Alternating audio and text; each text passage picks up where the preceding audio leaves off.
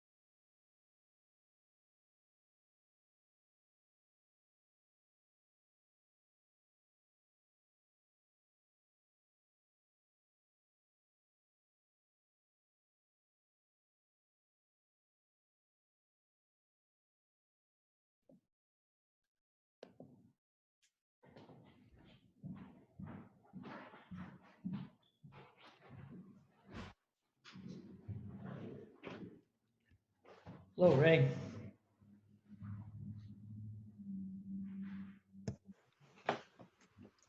Hi, Phil. Hi, everyone. Hello, Ray.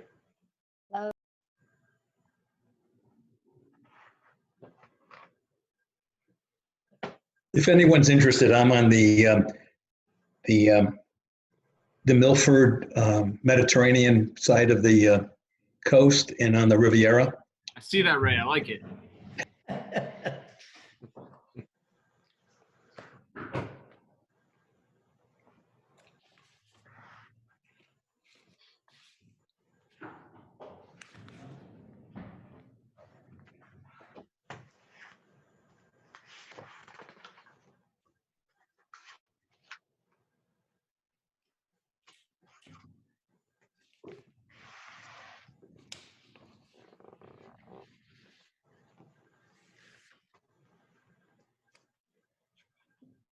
Your cat's getting some FaceTime there, Ward.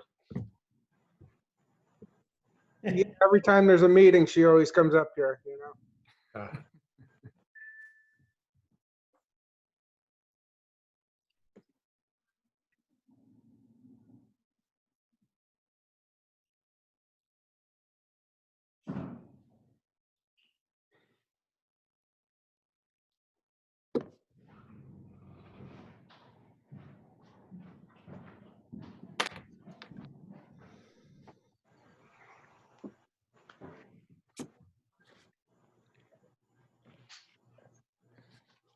Good evening, ladies and gentlemen, and welcome to the 2020-2021 Board of Aldermen Budget Deliberations.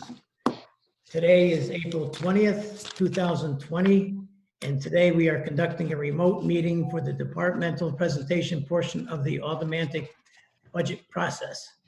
As we begin, I wanted to take the opportunity to highlight a few guidelines to ensure business runs efficiently and that all statutory and administrative rules are followed. In accordance with the Freedom of Information Act and Governor Lamont's executive orders, this meeting is being recorded and will be made available on the City of Milford's website. For any alderman who would like to speak, please utilize the raise your hand or chat feature via Zoom, or state your name if you're using the conference line. Please do not speak over other individuals, and when you are not speaking, please keep your phones and computers on mute. All participants will be muted during the meeting unless recognized by the chair. After being recognized to speak, please state your name prior to making a statement or asking a question. With that, will everyone please stand up wherever you are and join me as we pledge allegiance and salute our flag.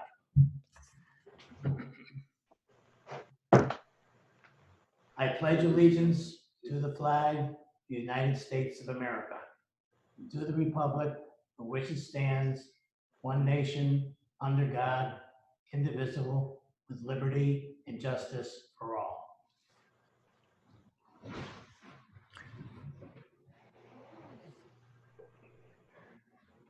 Madam Secretary, will you please take the roll?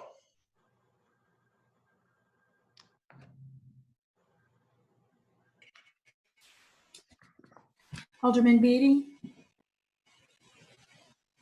Alderman Gaynor. Here. Alderman Genentasio. Here. Alderman Golden. Alderman Grant. Here. Alderman Hardiman. Madam Secretary, Alderman Hardiman contacted my office. It's Ben Blake, and indicated that he cannot attend tonight, even remotely. He had a medical issue. Thank you. Alderman Harla. Here. Alderman Prente. Present. Alderman Frank Smith. Here. Alderman Winthrop Smith. Here. Alderman Sutton. Alderman Tranquilli. Here. Alderman Boutro. Here. Alderman Vitale. Here. Alderman Willis. Here.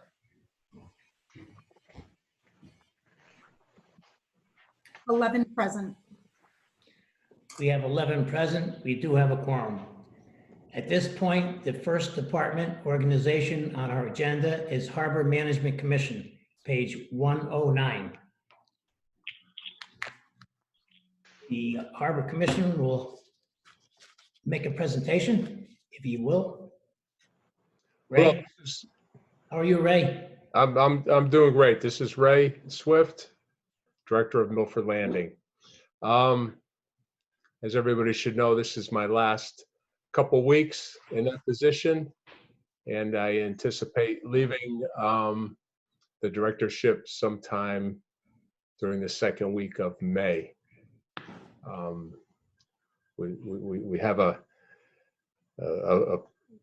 replacement, Jim Donegan, who will be taking over early in May. I anticipate a smooth transition over those 2 weeks, and I have to say I've worked down there for 14 summers, and I've enjoyed every minute there. It's been made all the better with the support that I've received from the Harbor Commission, the board, Mayor Blake, Mayor Riccitelli over that time period. And I've been fortunate enough to get up every morning and head down to the harbor. It's a great place to be. The landing is a great, you know what, it's just been, I couldn't have asked for a better job at this time in my family's life, not just my life. It's worked out great, and coupled with 22 years with the police department, it's been an excellent run with the city of Milford. The landing is in good shape. I don't think anybody really knows right now what type of a season we're going to have, whether we'll be open to transient boaters. It all remains to be seen. I get up every morning trying to imagine how it's going to run, and every morning I forget that I won't be there. Jim Donegan, who is taking over, again, a smooth transition. He will know how to operate the landing by the time I do leave.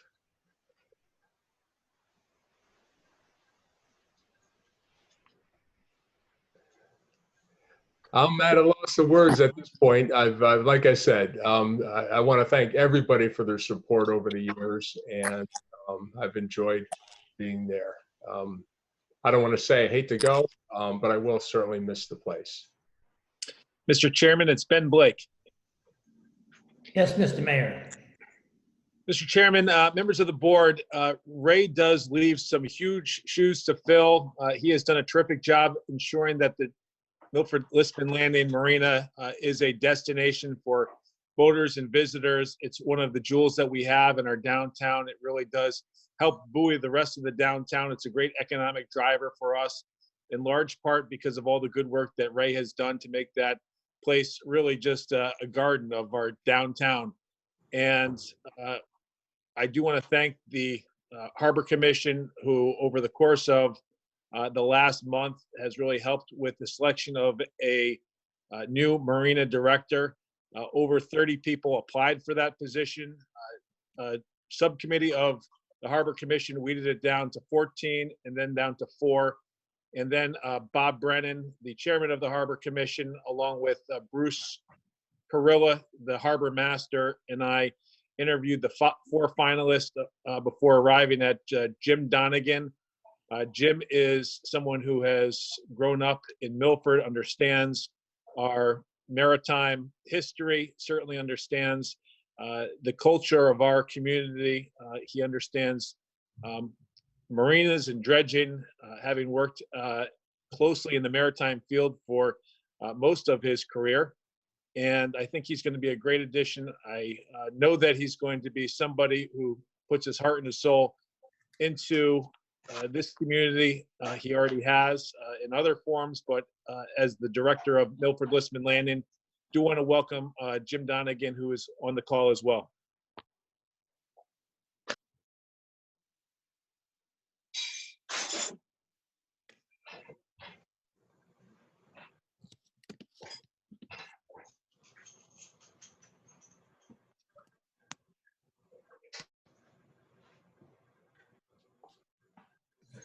Thank you, Mayor Blake, and thank you, Mr. Swift, for the introduction.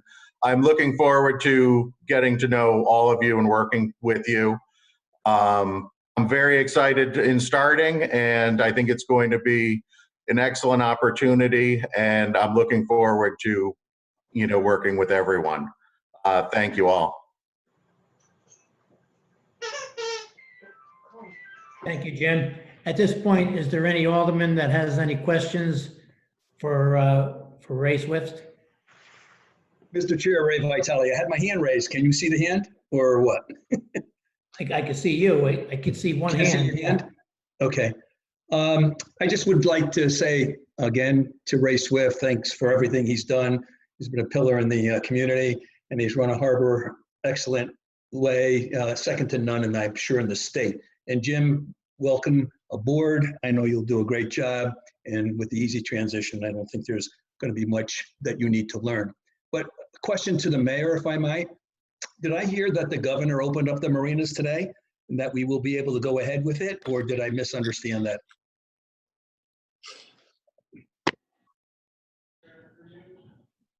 Yes, Mr. Mayor.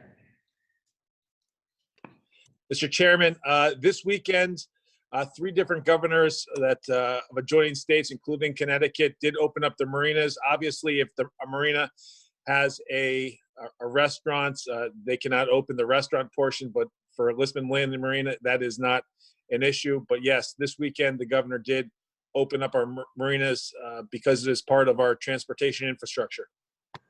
Mr. Chair, just to follow up, I know even if it's going to open and we don't have a restaurant down there per se, but we do have facilities, and being on the liaison to the Gulf Commission, to the Harbor Commission, sorry, that it will look differently because they're not going to have obviously the run of the place and to do and have it open to everyone, the facilities and so forth. I think the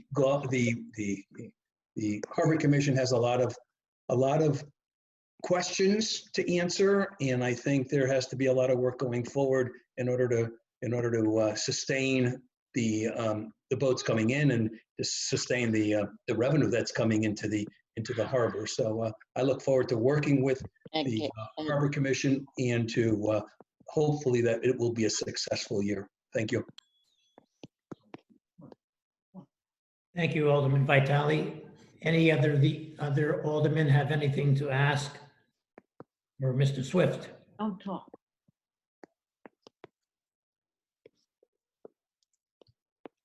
Alderman Beatty.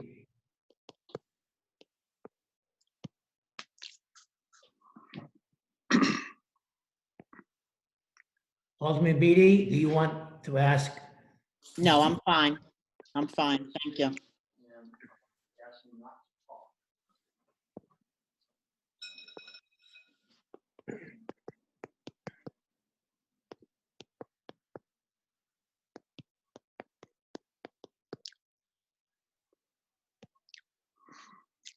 Alderman Beatty?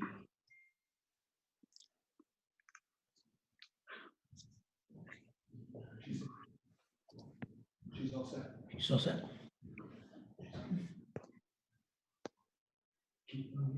Is there any other alderman that has any questions for Ray Swift?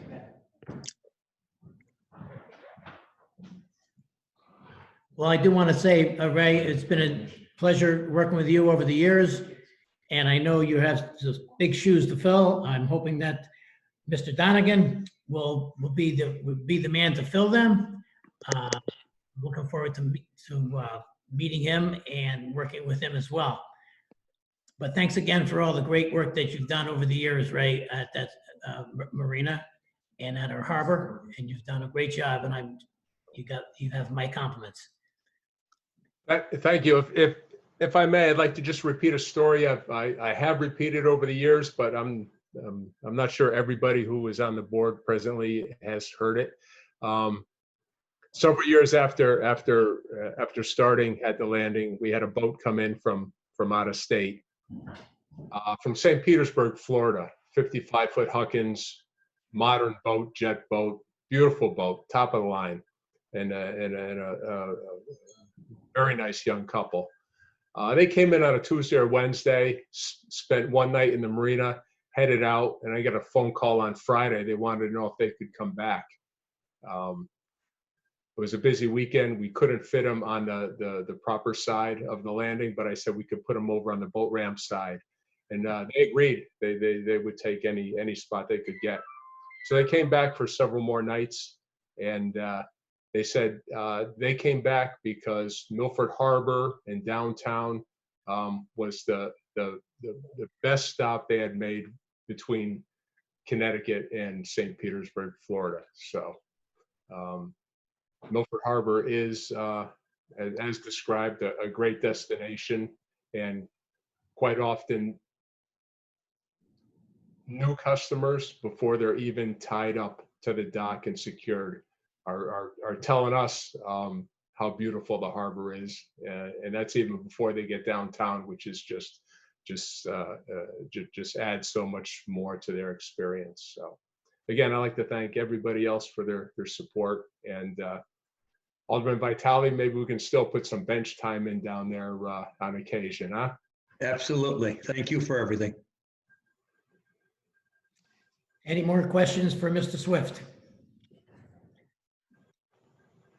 Hearing none at this point, we'll move on to the agenda, the community development on page 20. Julie Nash, how are you? Good evening, Chairman Vitro and Aldermen. Thank you for hosting this. I think this is going to be interesting, and everyone's doing a great job already. I think we've all learned quickly how to use Zoom, and it's actually been a great asset that I hope we don't lose. So, it's been an interesting time. Before, last year we got a bump in our budget for marketing expenses to go along with our working on Discover Milford. We did use that, and the return on investment was incredible. We had several national articles featured in the New York Times multiple times. So I was really pleased with the marketing efforts that we put in on that, and the partners we work with on that, between Milford Progress, the Economic Development Commission, the Chamber of Commerce, and our one of our residents, Rob Kerfis, who does a lot of that work. That's very, very high-end work, but for very, very low cost. So we're lucky to have him part of our team. Right in the around February, March, it's, things changed. We had a lot of events we had been gearing up to start with Milford Bank. We were launching Startup Milford. Some of the marketing went into that. And of course, we all have to kind of pivot and figure out what the next several weeks will hold. But we have a lot of webinars, and we're doing some supportive promotion and marketing through a bingo game and things like that to support the Milford businesses. But I hope that things do change quickly, and we can get back to using Discover Milford as a way to draw in people across the region and across the country, rather than really pivoting and using it to get folks to just leave their homes or do curbside and pick up delivery. But other than that, the budget is the same. So if there's any questions, I am happy to answer them. Thank you, Julie, for your presentation. Have any of the aldermen have any questions for Ms. Nash? Mr. Chair, Mr. Ray Vitale, through you. Alderman Vitale. Good evening, Julie. Hope everything's good with you. Listen, did you say that the budget it was the same? So it was the same minus $500. Okay, because I see finance. Okay. Yeah, I'm sorry. The finance board cut 500 after the last presentation. So the same minus 500. Apologize for that. Okay, thank you. Thank you. Is there any more aldermen have any questions for Julie Nash? Well, I might say, Julie, thank you very much for the great job you've done for the city of Milford, and we're looking forward to working with you in the future. Hope everything holds steady, as they say, and we get through this together, as they also say. But Yes. Again, it's been a pleasure working with you, and thanks for all the things you've done for the city of Milford. Thank you, Chairman Vicha. You're very welcome. At this point, the next department organization on our agenda is the Economic Development Commission, page 31, also with Julie Nash. Thanks. And that does remain the same. We don't use anything out of that account at this time. But potentially there's $1 in there if we decided to use that in a different way. Like I said, we have great partnerships with the Economic Development Commission and Milford Progress. And we're trying to increase the strength of that relationship and partnership. Thank you, Julie. Does there anyone have any questions for the Community Development? I'm sorry, Economic Development Commission? Looks like it's going to be an easy night. Thank you, Julie, and thank you for all the good work you've done for the city of Milford. Thank you, Chairman. Thank you, Alderman. Have a good night. You too. At this point, the next department organization on our agenda is the Boys and Girls Club, page 92. Is Megan with us tonight?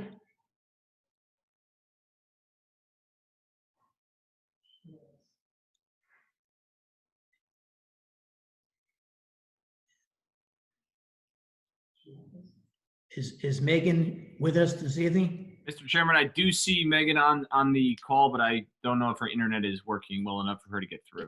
Oh, Sorry. Okay. Sorry, I got.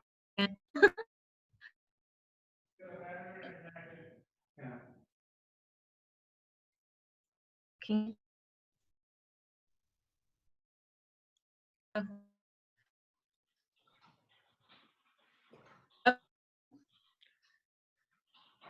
stand by, everyone.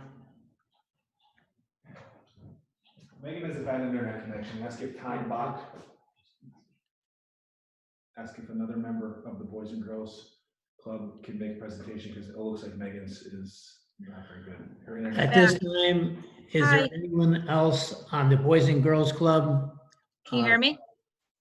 There's Megan. Hi. Sorry, guys. My computer, I have not, ever since 7 o'clock this morning, my computer has been driving me insane. Well, that's normal for most of the computers. You can start your presentation at any time. Thank you so much. And I also have with me tonight Isla Tokarz, our board president, and Tom Bach, one of our executive board members and former board presidents. First of all, thank you everyone so much for having me tonight. We're really excited to be here. When we kicked off 2019 and 2020, we were really excited. We were looking at how we could expand. We were serving more kids than ever. We were on track to serve over 600 kids this year. We expanded to serve 2 additional schools, Orange Ave and Calf Penn Meadow. And then everything happened. And we are in a much different situation. So unfortunately, we've had to cancel 3 of our major events. We had to cancel our upcoming gala, our golf tournament, as well as our ShopRite month. So we will survive. We will come out on top. I'm sure we'll all look a little different at the end of this.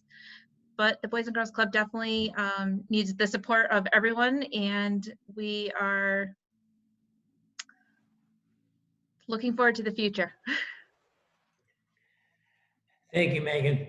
And I want to thank you for all the great work that you've done in the last 2 years that I've seen you and heard from what all you've done. Unfortunately, we're in a special situation now, and I'm glad you're dealing with it as best as possible. Does anybody else have a question for Megan? Yes. Tom or Isla, I don't know. Go ahead. Sorry, Yes, Isla. Mr. Chairman, I don't know how to utilize the raise your hand function, or I would do that. So I apologize about that. Go ahead, Alderman Thank Smith. you, Mr. Chairman, through you. And I just want to commend Megan for all the great work that she does. I've been involved in a couple of capacities with the Boys and Girls Club, and she works very hard, does a great job. And I know there are many families and children in Milford that really appreciate all the work she puts into it. The same with Isla Tokarz.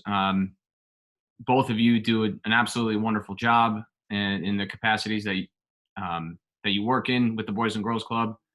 And I know that we all look forward to seeing you there for years to come. So thank you. Thank you. Thank you, Alderman Smith. Can I add something? Okay. Sure. I'm sorry.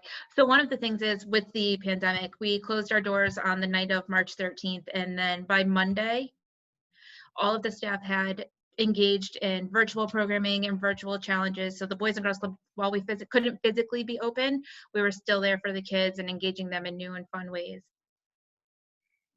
That's fantastic. Does anybody else have any more questions for Megan for the Boys and Girls Club?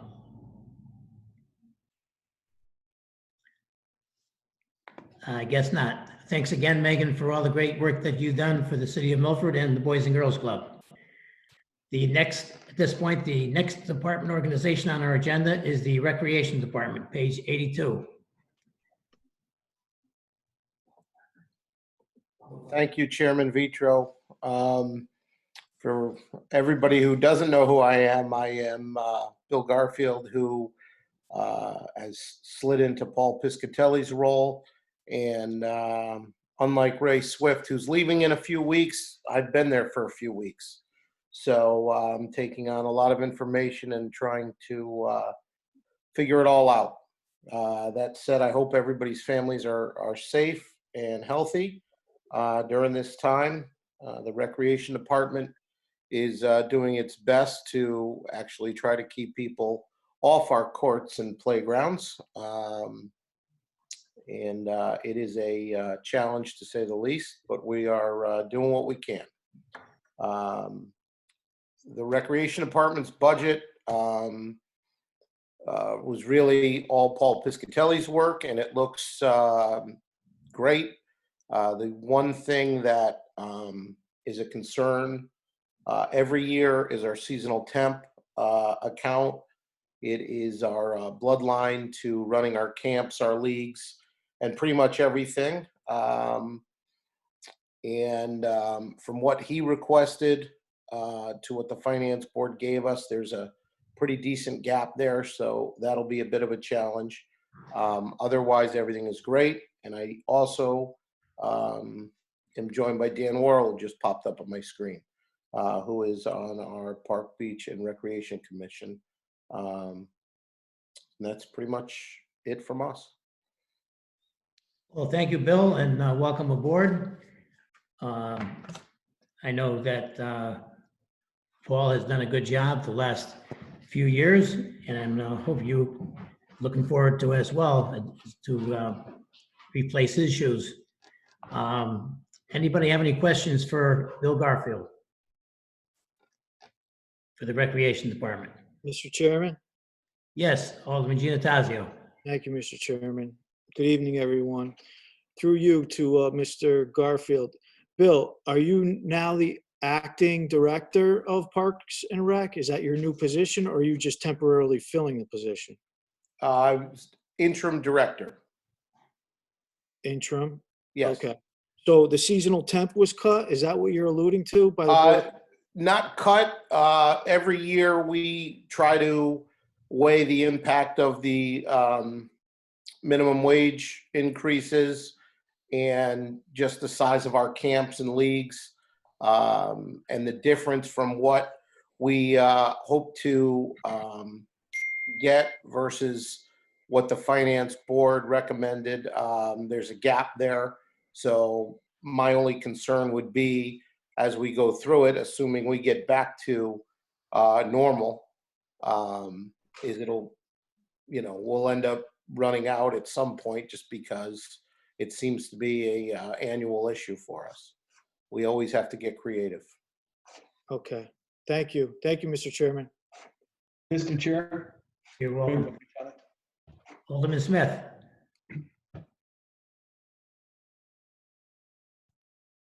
Anyone has any more questions for Mr. Garfield? Mr. Chair, Ray Vitale. Alderman Vitale, go ahead. Hi, how you doing, Bill? Good, how are you? Good. Listen, I know that's about a $20,000 cut, but are we able, I know we're going to be increasing parking spaces down there because we're redoing striping and whatever. Is that money going to be able to make up the deficit if we can use it? From the parking? We don't use it for that. I'm sure we probably could find a way if we were supposed to and we wanted to, but we try to stay away from it. Okay. Mr. Chairman, this is Ben Blake. Just in response to Alderman Vitale, the parking revenue that's collected at both Gulf Beach and at Walnut Beach, that actually goes into the revenue, into the general fund at this point. That does not go into recreation or public works or police, even though all three of those different departments have a role in the parking. Please know, though, that I have talked to both Paul Piscatelli and have followed up with Bill about some contingencies to get through the seasonal temporary with this amount. It is the same amount that we utilized last year, still understanding that this fall the minimum wage does go up, and then a year and a half from now it goes up, I think, to $15 an hour. So it is going to be a challenge, but we will get through it with this figure. Mr. Chair, just to follow up, Bill, when you went to the finance board, did they give you any justification for the cut, or just sliced it quietly? I think they just sliced it quietly. Thank you. And Mr. Chairman, this was an amount that, again, Paul Piscatelli and I did discuss. This was a recommendation from the department heads, and recommendation based on the department heads' discussion with myself and Peter Aradisi about where we could kind of reduce the overall budget numbers. We tried to take a little bit from each departmental budget, one for consistency, but just to kind of spread out the pain across the entire budget. So, Mr. Mayor, you're satisfied that you'll be able to meet the needs of the increasing hourly rates of temporary seasonal people?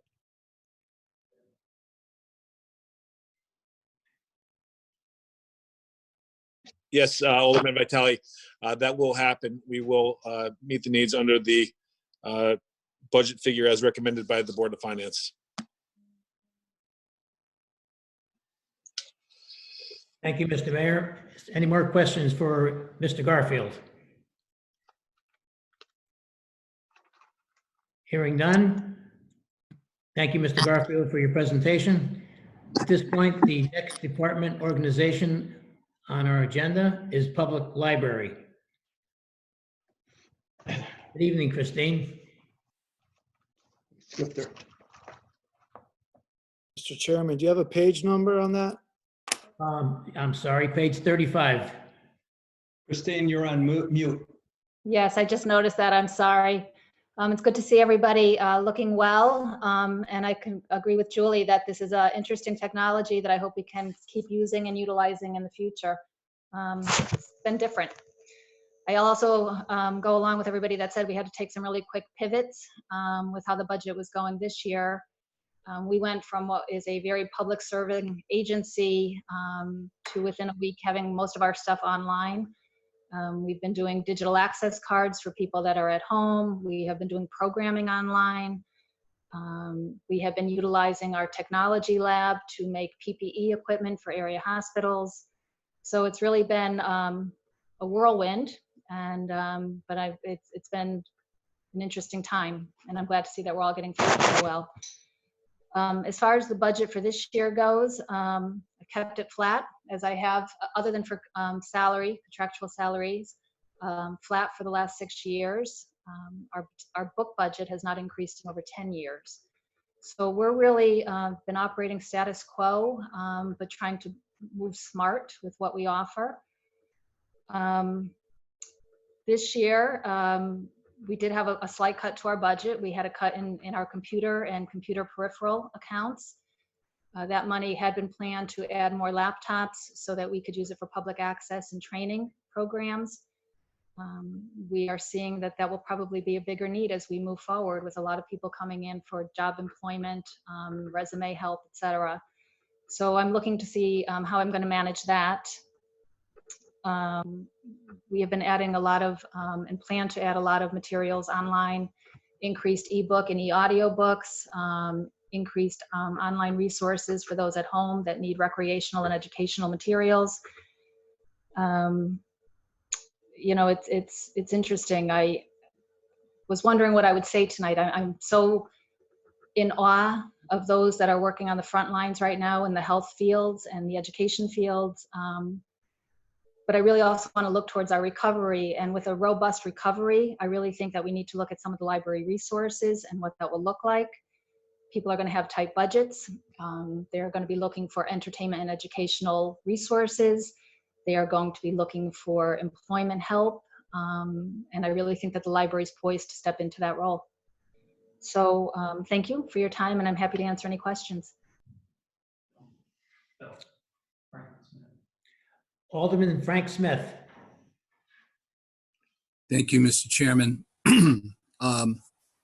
As I do every year at budget time, I, as one of the two liaisons along with Alderman Grant, want to acknowledge and send our greatest congratulations out to Library Director Angeli, to her staff, to the library board headed up by Linda Winoski, and to the Friends of the Library for the exemplary job they do every year. Every year I say the same thing. I'm always in awe of the library. It's one of the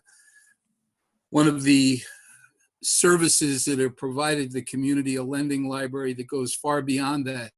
And as Chris had started to say, the libraries, in fact, see their greatest demand when times are bad.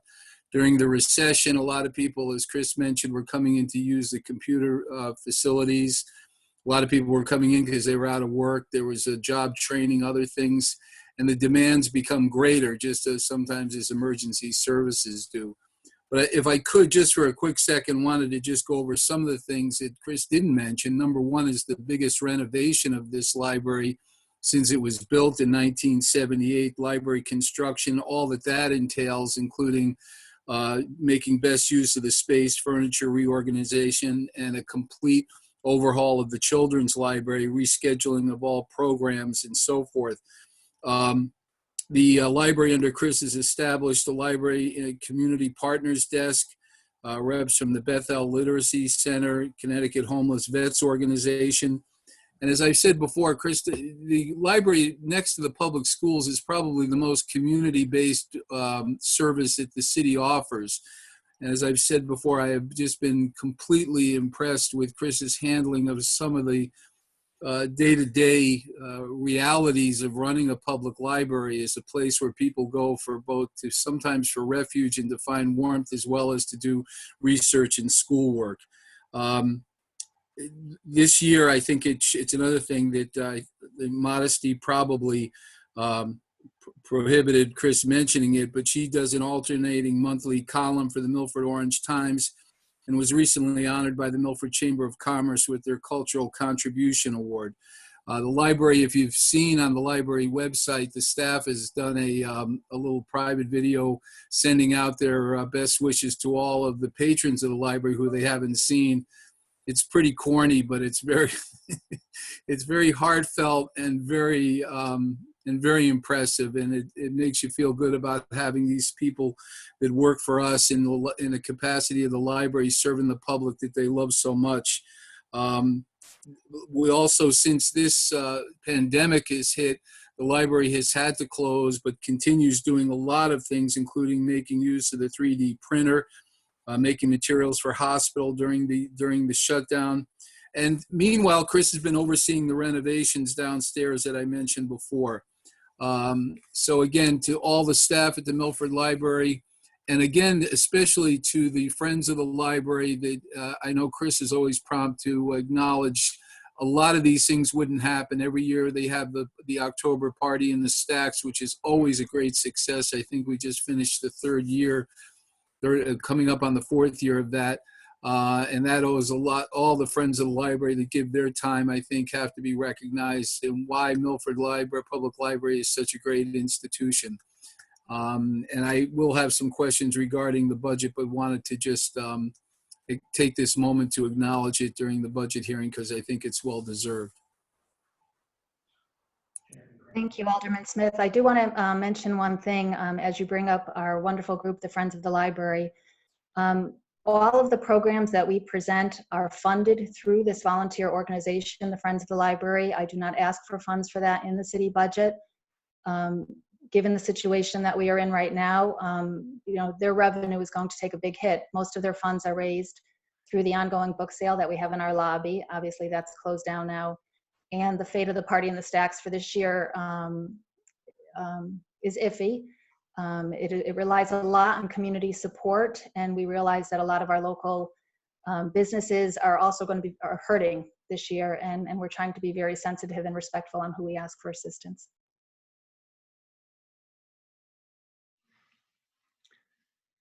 Thank you, Chris. Is Alderman Grant? Thank you, Mr. Chairman. Through you to Chris, and Alder Smith did an excellent job in speaking about the highlights and how the library is such a community asset. And you do such an excellent job at the library, along with your staff and the Friends of the Milford Library. They come together every day. They take in, make sure that the whole city can utilize the gem of Milford, which is the Milford Public Library.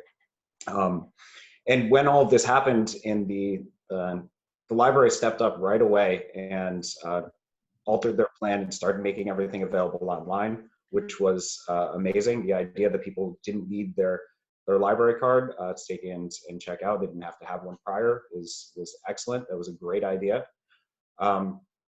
What I do want to do is actually ask about the computers, the computer budget, because you had mentioned that you had plans to purchase laptops and that it was going to be used for additional training for people that might need to use that for searching for jobs.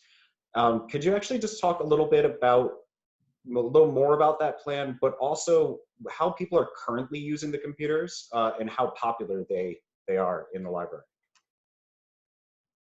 Sure. Currently we normally have 18 public PCs available for usage. They are used really from the time that we open at 10 in the morning till the time that we close. We let users have an hour increment. They're used in a variety of ways, often for job and career searching, for resume writing, for connecting with family over Facebook. We don't regulate the way they are used, but they are used in a variety of ways by a number of people. What we had hoped to do is to expand that, not with more physical PCs, but with laptops, so that people could take advantage of the Wi-Fi that we have within the building and spread out a little bit more and have a little bit more privacy in the areas that they use. Currently, our computers are sort of on top of each other. That's going to cause a problem when we open, as I expect that we will have to continue with some measure of social distancing. So we will be cutting down our public physical computers, if that should be the case. And so, which means that the laptops would be an additional boon to help us expand the reach for who can have a laptop and use one. Anecdotally, I'll say, I know I say we have a lot of job and career searching, and I hear from people that, oh no, people can do it at home, they can do it over their own device, and that's really just not true. The day after Subway had their large layoff, we had 10 people in the building the very next day asking for assistance. Now, these are people that were in the workforce, that had not created a resume in years, that had not applied through any of the online places like Indeed, and really needed assistance. And that's what my staff is there for, and they do an excellent job.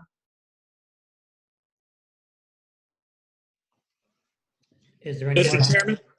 Any more questions for the library? Mr. Chairman, it's Ben Blake. Yes, Mr. Mayor. Members of the board, one of the things that you will see as you go through this budget throughout each of the departments is that the computer line item for a large part has been centralized with the MIS department, the IT department. All of those accounts for back-end PCs, PCs that support the 500 people that work for the city that have a computer, those have been centralized under the IT department, so that there is a hit for each of the different departments, a computer account. Another thing that means is that as we're switching over to a new system, almost all of the departments right now have had new PCs rolled out with Office 365. The old system was soon to be obsolete because it was not going to be supported. So we are in the process of finishing up the rollout to all of the different accounts. What that also means is that we do have several hundred desktop units that we could utilize for the public, not just for the public that frequents the library, but for the public that frequents the building office and some of the other areas or departments that have forward-facing PCs for the public and for customers.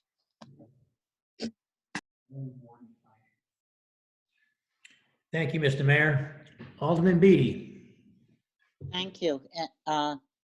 Chris, you are well represented and each year well spoken for by both Alderman Smith and Alderman Grant. So I won't repeat too much of that, but I did want to go out of my way to applaud you. You came up a couple of times in bigger conversations from around the state.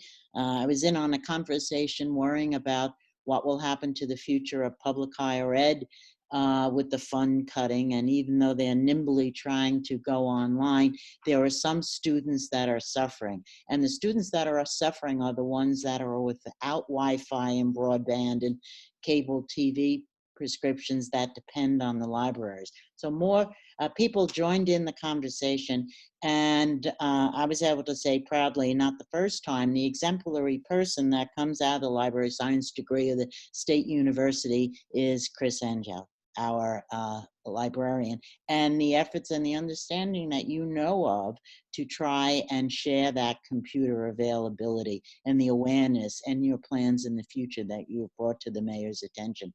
So we all know it's a time of retrenchment, but we all have a safe and trusted confidence that you will keep that mission in mind. And then secondly, the Friends of the Library, it's only in the last year that I really have gotten to know on a more intimate basis all of the people who are involved in the Friends of the Library, and so much of what they do to help in running the programs and the children's programs and supporting all of them that we all have come to think of as just a natural part of what it is you do. So thank you, and keep up the good work. Thank you. Alderman Willis. Yes, Mr. Chairman, thank you. Through you to Chris. I don't want to repeat with everything that everyone else said, but thank you for the great job you do and the awesome work you're doing now. I just have a question here under capital outlays, line item 575076. It says computer and other. I wonder what that other is. That's the account that we buy a lot of our peripherals out of. So historically, it has been things like monitors and keyboards and mice. But we have also used that fund to buy equipment for our makerspace, some supplies for our 3D printer, and some of the small electronics that we use in that space. Okay, thank you very much. Mr. Chairman? Alderman Smith first. Alderman Frank Smith first.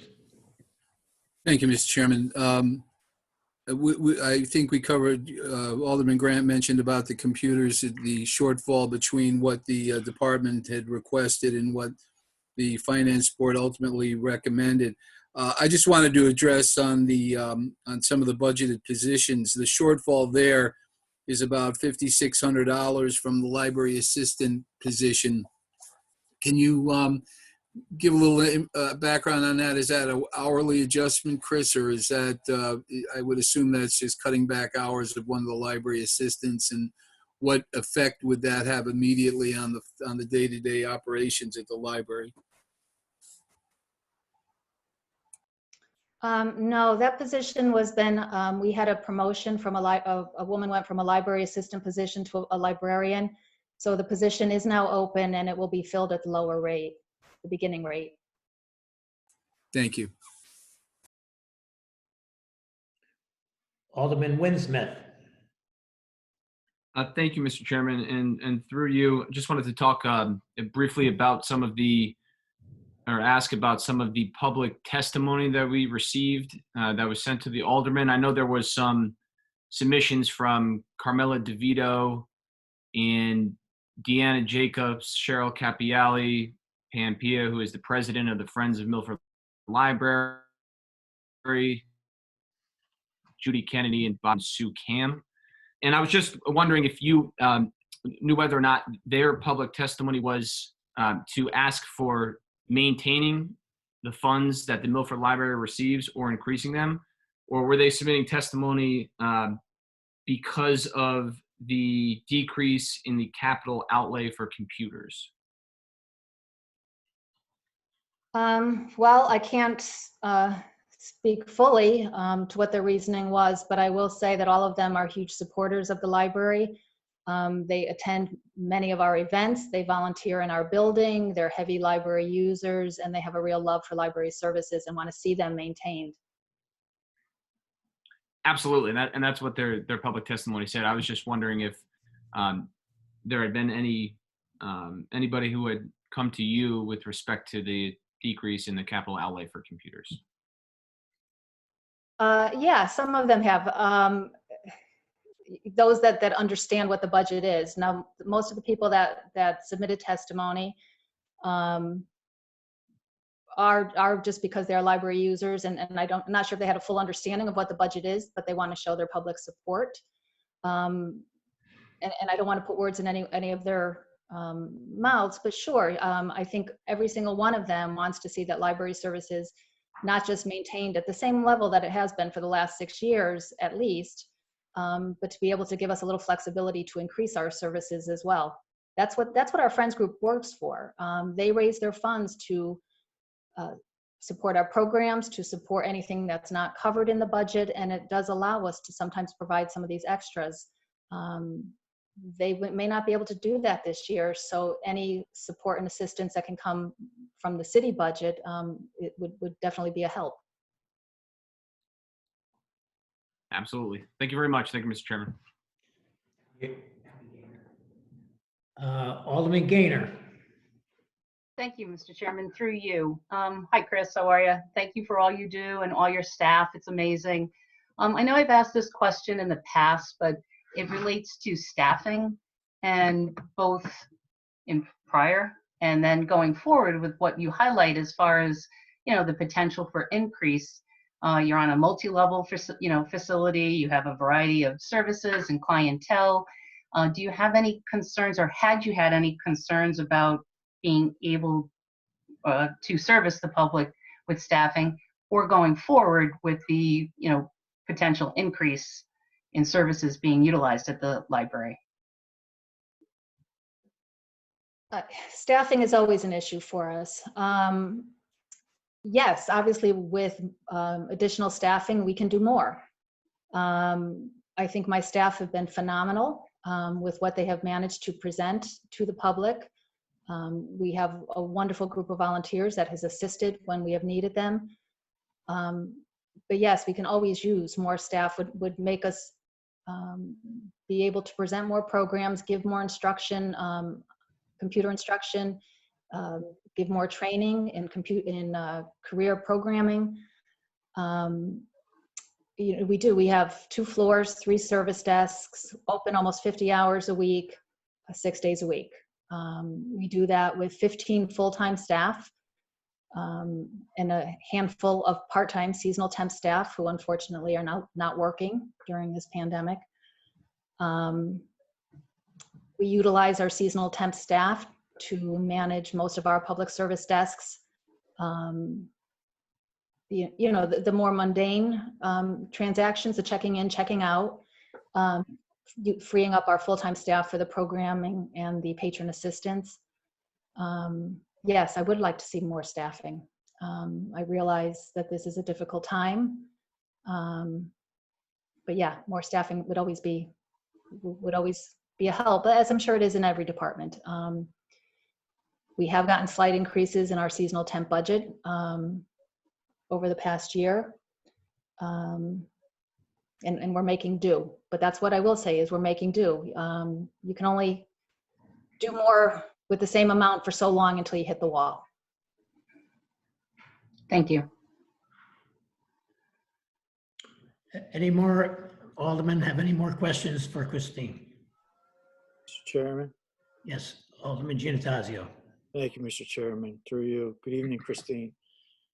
My question is in regards to moving forward once the library is open and you have an influx of people coming in, exchanging materials. Is there a protocol for sanitizing books? Or is your staff responsible for that? Is your staff at risk? Can you maybe walk us through what it's going to be like in regards to, you know, taking out a book or bringing a book back, how it's going to be handled? Sure. We have already been working on what our reopening procedures will be, and we envision that in sort of a tiered system. We currently are not taking returns of books. Once the information came out, early on the information came out that the virus lived on some of the surfaces for quite some time, that information has changed. So what our plan is that we would, in phase one, we would reopen our book drops, our book returns. Staff would collect the material out from the book returns using gloves and proper PPE, put the books aside for 24 hours before then actually checking them in and getting them back on the shelf. Phase two would be offering some kind of a limited curbside service for holds pickup. We are getting daily calls from people who would like reading material and movies for at home. Their entertainment options are getting a little more limited as this progresses. So that would be our phase two, something similar to the restaurants on how they're doing it and offering pickup of holds, materials that people put on hold. Phase three is actually, you know, we're looking at it kind of like the grocery stores are. We have already started looking at our floor plan and how we can tape off or chalk off different areas so that we can keep distances between people. As I mentioned earlier, moving or shutting down some of our computers initially so that we can keep spacing in between that. We have canceled programs through May and really we've canceled most of them through the summer, realizing that people are not going to want to be in a large crowd of people. So that's it. There's a lot of smaller nuances in there within the operation of what we're looking at for staff. But basically, it's making sure that we can provide our services, giving distance while staff are at work and between staff and the patrons that come in the building. So whether it's limiting the amount of people in at one time or the amount of people in at one space, those are all under consideration. Through you, Mr. Chairman, just to follow up, with the additional protocol involved, are you going to require more staffing in the present, or do you feel that you can, you know, absorb this type of distraction or inconvenience with your existing staff? We were actually looking out at that today. With the slowdown in programming, we are looking to utilize some of the staff that did the programming to do some of those activities, as well as really maxing out our seasonal temp budget. How long this progresses, I guess, will really be the determining factor on whether our staffing hours will be sufficient or not. Thank you. Thank you, Christine, for answering those questions. And thank you, Mr. Chairman, for the time. You are welcome. And is there any more questions for the public library? Hearing none, thank you, Chris, for all the great work you've done for the city of Milford. In that position of library director, I'm sure many, many people rely on your good judgment and your work. Your staff has done a fantastic job, and we really appreciate it. At this point, the next department organization on our agenda is the golf course, page 112. Mr. Chairman, it's Dan Worrell, golf commissioner and financial advisor. Can you hear me okay? Yes. Okay, Mr. Chairman, with your permission, thank you. I would like to just make a quick statement about the rec department. As you know, I'm the chairman of the Park Beach and Rec Commission. You had a chance to meet Mr. Garfield earlier. I've been on the Recreation Commission for 31 years. I've been through 3 mayors, 4 directors,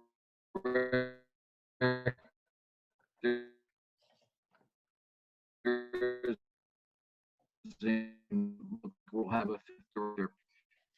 I gotta say that the Milford Recreation Department, and just a variety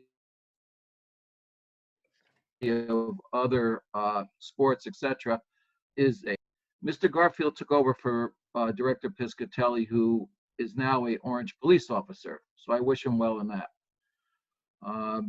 Mr. Garfield took over that position the first week of March. And we all know what happened the first week of March. It was the COVID. I gotta say that during the 6 weeks he'd been on interim director, the Recreation Department, Mr. Garfield and the staff has not missed a beat. It is seamless. They've done a great job. So I would have been amiss not mentioning that to the board. Now I'm here for the golf commission.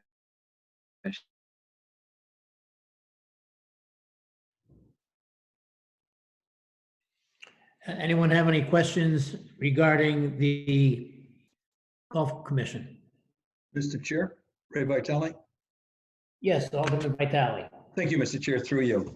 The 800-pound gorilla in the room. I've been getting calls as to why is the golf course closed. Our orchard, Orange Hills is open, Grassy Hill is open.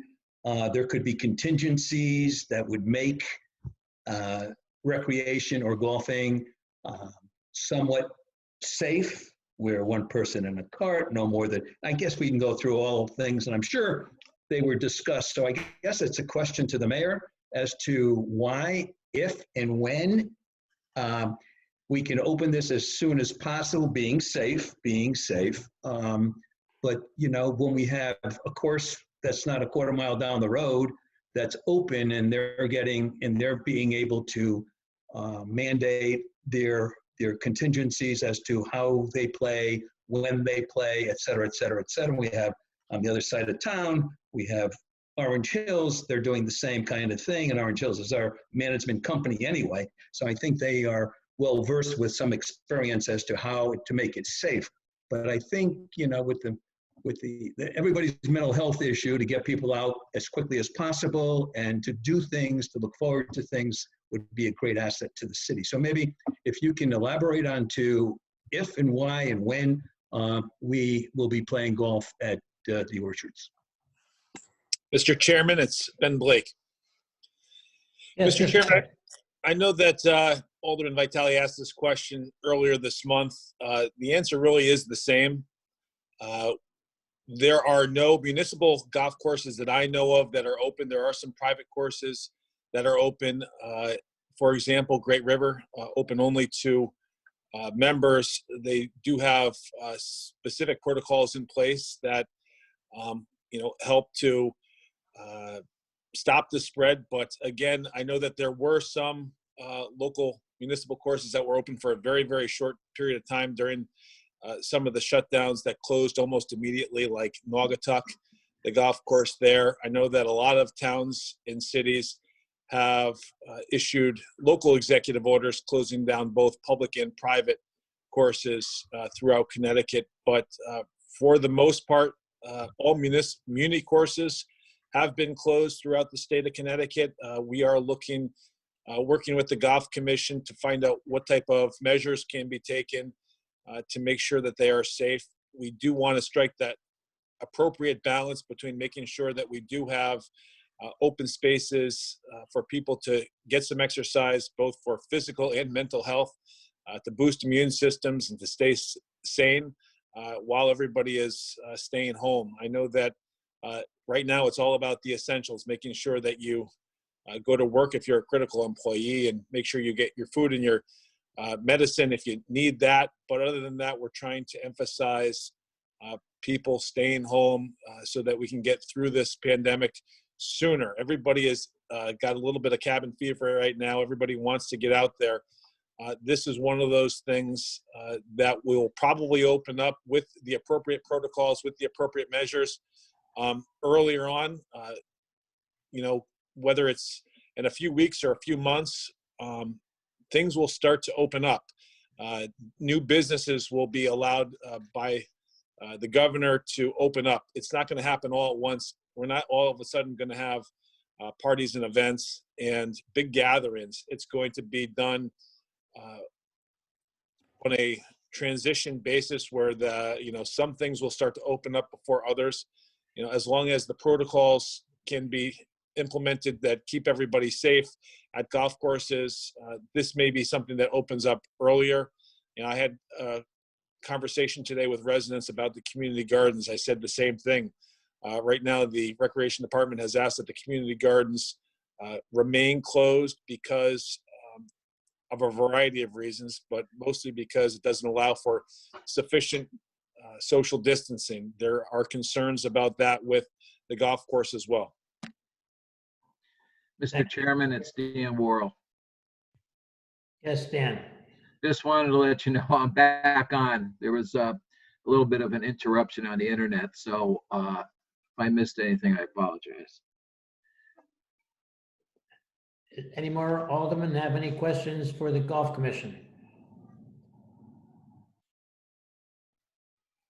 Seeing none, thank you, Dan. Thank you for all the good work you've done for the city of Milford. Hope you will continue on with all the activities once this is all over. At this point, the next department organization on our agenda is Council on Aging, page 87.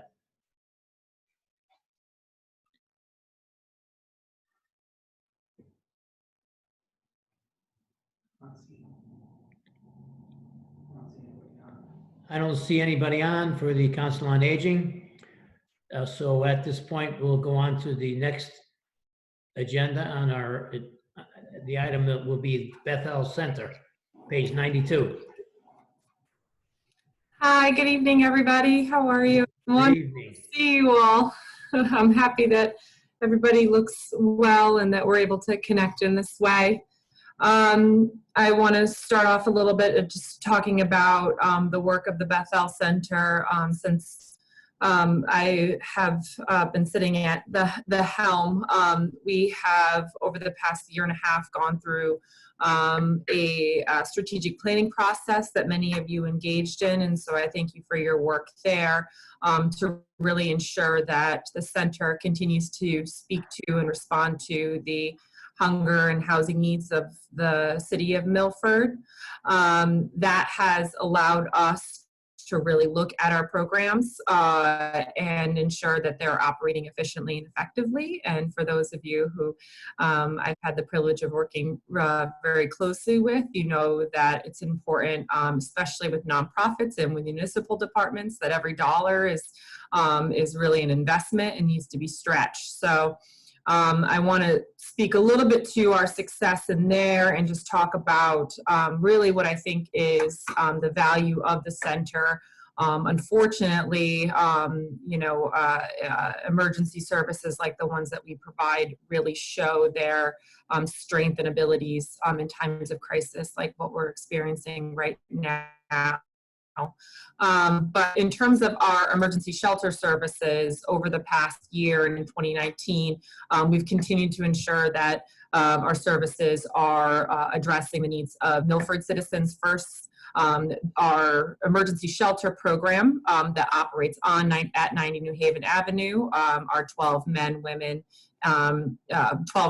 women, and 6 families and veterans has increased its capacity by 25%. That means that we have been able to reduce the length of time that these individuals or families are experiencing homelessness, and we've been able to successfully house more individuals over the course of that year, which is certainly our goal. We want to serve as many people as possible sustainably and reduce the amount of time people are experiencing homelessness. Additionally, we've increased food services. We've done this both by partnering with many folks in our community, civic groups, faith groups, as well as we have started to offer, or I should say pre the global pandemic, we're offering breakfast services to individuals who were experiencing unsheltered homelessness, which has been a wonderful addition to our food program, because it's allowed us to have first contact with individuals who would normally be somewhat scattered, and really be able to plan their days effectively. Additionally, and I think probably the largest shift that we made over the course of the 2019 year in terms of programming, and of course all of this is with the investment of the city, is with our No Free Shelter program. Speaking to this body a year ago, we were really the thick of what was a national increase in unsheltered homelessness. And we continue to be. This work, doesn't, feels rapid, but change happens slowly. So in order to respond appropriately to that significant increase, we were able to partner with our leaders at St. Peter's Church and increase and expand the No Free Shelter to appropriately and safely address the needs of that population there. And so that program operated successfully from the late November to April 8th, about a month longer than what has been in previous years, and that was intentional in order to maintain stability amongst the unsheltered individuals in our community as we saw the increased need in response to COVID-19. I think in addition to the programmatic work of the center and really trying to focus in, and I'll mention that the investment in the Milford community, I think speaks with, is highlighted in the amount of folks that we have seen over the past year who have reported Milford as their last zip code prior to entering into our shelter services. In our individual program, over 90% of the individuals that we saw in that program were directly from Milford, and we served 3 times the amount of families that were directly from Milford in our shelter program. Aside from that, I think the community work and the collective impact work that we've done over the past year with our partners like the library and Department of Health Department, PD, Bridges, and the list just goes on and on, Milford Prevention Council, and some regional partners who bring a lot of expertise and resources. We developed the Homeless and Unsheltered Multi-Agency Network that has done a tremendous amount of coordination around critically case conferencing individuals who are chronically homeless within our community, being able to reach out to encampments in our community, be able to provide resources to these individuals that through a wraparound approach, and it's really been proven successful when it comes to those individuals who have had long-term chronic homelessness and are often coupled with things like substance use disorder. So we have really tried to ensure that we're responding and adapting directly to the needs that we're seeing within the community, and that the work that we're doing is sustainable. Of course, like all of our work, the COVID-19 has changed the game for us, in many ways in terms of really exposing how much the center is and how much homeless service providers are an extension of the public health system and servicing the most vulnerable individuals. Many of our individuals are older, above the age of 62, as well as have respiratory illnesses, asthma, diabetes, congestive heart failure, all of these other components that make them extremely vulnerable to COVID-19. So what we have done is for about a month and a half, early March, we fell back to operating in essential services. We've tried to stabilize and safely operate services while increasing the output. So we've increased our food outage by about 46% over the past 2 months. That's been through meals to go, handed out the door. That's been through food packages for folks that we would typically see in our outreach and engagement program, as well as in our soup kitchen program. I think the kind of unseen work that we've done is really around providing basic needs for individuals experiencing unsheltered homelessness. We have an open door policy when it comes to bathroom use as well as shower use. So we have about 15 individuals who are coming to the center on a daily basis and have very strict procedural guidelines that have been reviewed and approved by our health department to ensure that that people are able to meet their basic needs on a daily basis and stay safe at the same time. The city has also been able to provide things like a hand sanitizer pump in our parking lot that helps folks who do not have access to clean water at all times to be able to have some baseline hygiene practice. And our work there is to provide all that, as well as the education that we all have the luxury of having and watching the TV of it, and making sure that the information makes sense to them, and providing masks and all of that work. I think the largest change and the most, I'd call it exciting change, because it gives us an opportunity we've never had before, is I'm reporting tonight from Motel 6 on Schoolhouse Road, where we have, under the executive order of Governor Lamont, been able to procure 26 hotel rooms, which has allowed us to close our No Freeze program and deconcentrate our 90 New Haven Avenue shelter program, and provide adequate space for previously unsheltered individuals and folks that were in our shelter adequately quarantine. So we have, at this point in time, 35 individuals who are in active quarantine. We're providing food, laundry services, case management work, and our goal at this point in time, with that May 20th date in mind, is to house the folks that are in this hotel in the course of that time. So we have our work cut out for us, I think, to say. I want to share that the city has been an incredible partner in this work, and we are very lucky to work within a compassionate city like Milford. And we do what we can to give back at this time. Any call that we get of donors who want to donate food or donate resources, we're making sure to redirect them through the restaurants and local businesses of the community to provide those donations, because we certainly know how valuable they all are to our community too. I just really wanted to highlight that, because to Mr. Chairman's point, we are in this together, and we will be at the end of it too. So with that, I'll take questions. Is there any aldermen that have any questions for Ms. Paradis? Yes, Mr. Chairman. Yes, Alderman Wynn Smith. Yes, and Jen, thank you for coming on tonight. And I've gotten to know Jen, and she is a huge asset to the Bethel Center.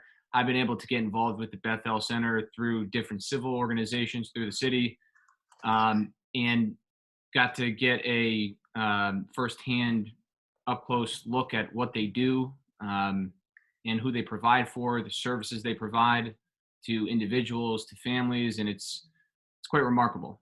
And not only with her significant involvement and everything that she does for Bethel, but Jen is involved all over the city, doing a lot all the time. And so I just wanted to say I appreciate all the work you do for Bethel, and keep on doing it. Thank you. Thank you, Alderman Smith. Is there any other alderman have any questions for Jen? I want to thank you very much for your great presentation. I know it took a lot to put all that through, and I know everybody in the city of Milford appreciates all the good work you do for the city. Is there any more questions for the Bethel shelter, Bethel Center? Alderman Gaynor.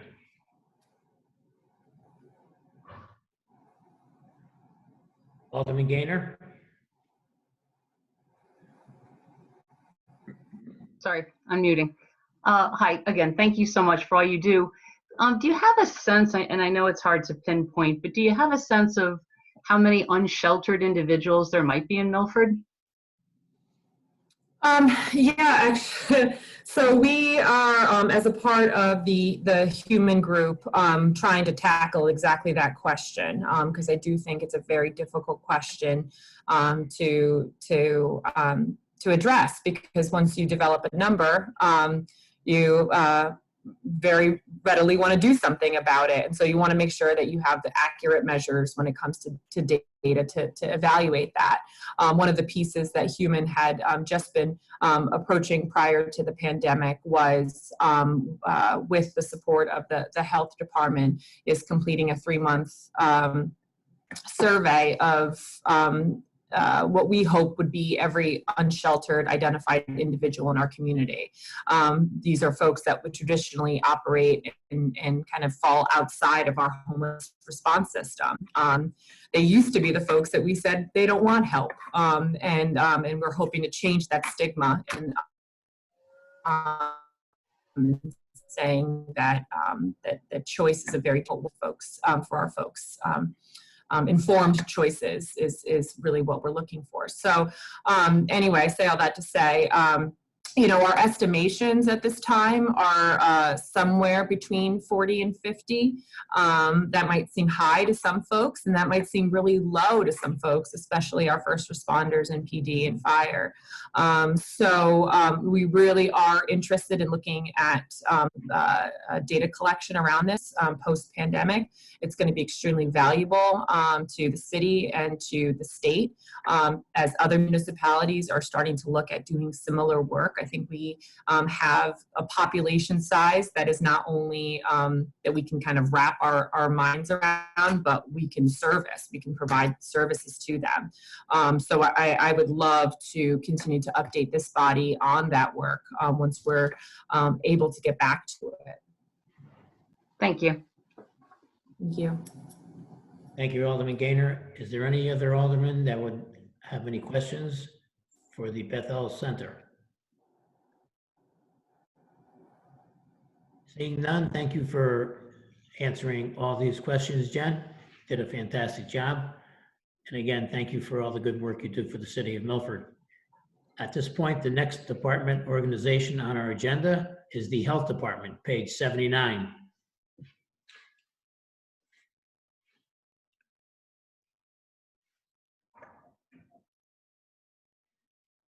Good evening, everyone. This is Deepa.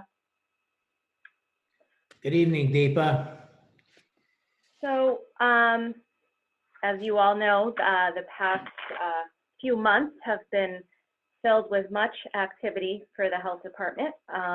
So we continue to be as fully operational as possible in the midst of this pandemic. As to the budget for the health department, we have essentially remained flat aside from contractual obligations and a slight increase in our cell phone line item. But I'm happy to take questions. Mr. Chair. Alderman Vitale. Thank you, Mr. Chair, through you. Hi, Deepa. Thank you for everything you're doing. I know it's long days and long nights, I would imagine. But do you have any data for us? I mean, I've been getting a lot of calls, and obviously we're always on the news as far as convalescent homes and Golden Hill and so forth. Do we have numbers on how many people have been tested, if they've been tested positive, how many deaths? What's the total? The last time I knew we had about 7 or 8 deaths. I heard today that my former secretary, Gayanne Bristol, had passed because of the virus just today. So do we have any numbers, any data? We do. So the health department evaluates and looks at that data on a daily, really multiple times a day and night basis. And so what I can tell you is really probably from earlier this afternoon, you know, where we are. So I don't have specific testing data, so I cannot, we are not getting the data in terms of how many total residents have been tested and then, you know, what percentage of those in Milford are positive. So I don't have those numbers, but what I do have is number of individuals testing positive in Milford. So our total number as of this afternoon was at 370. So that is inclusive of our 3 long-term care centers, Golden Hill, Milford Healthcare, as well as West River.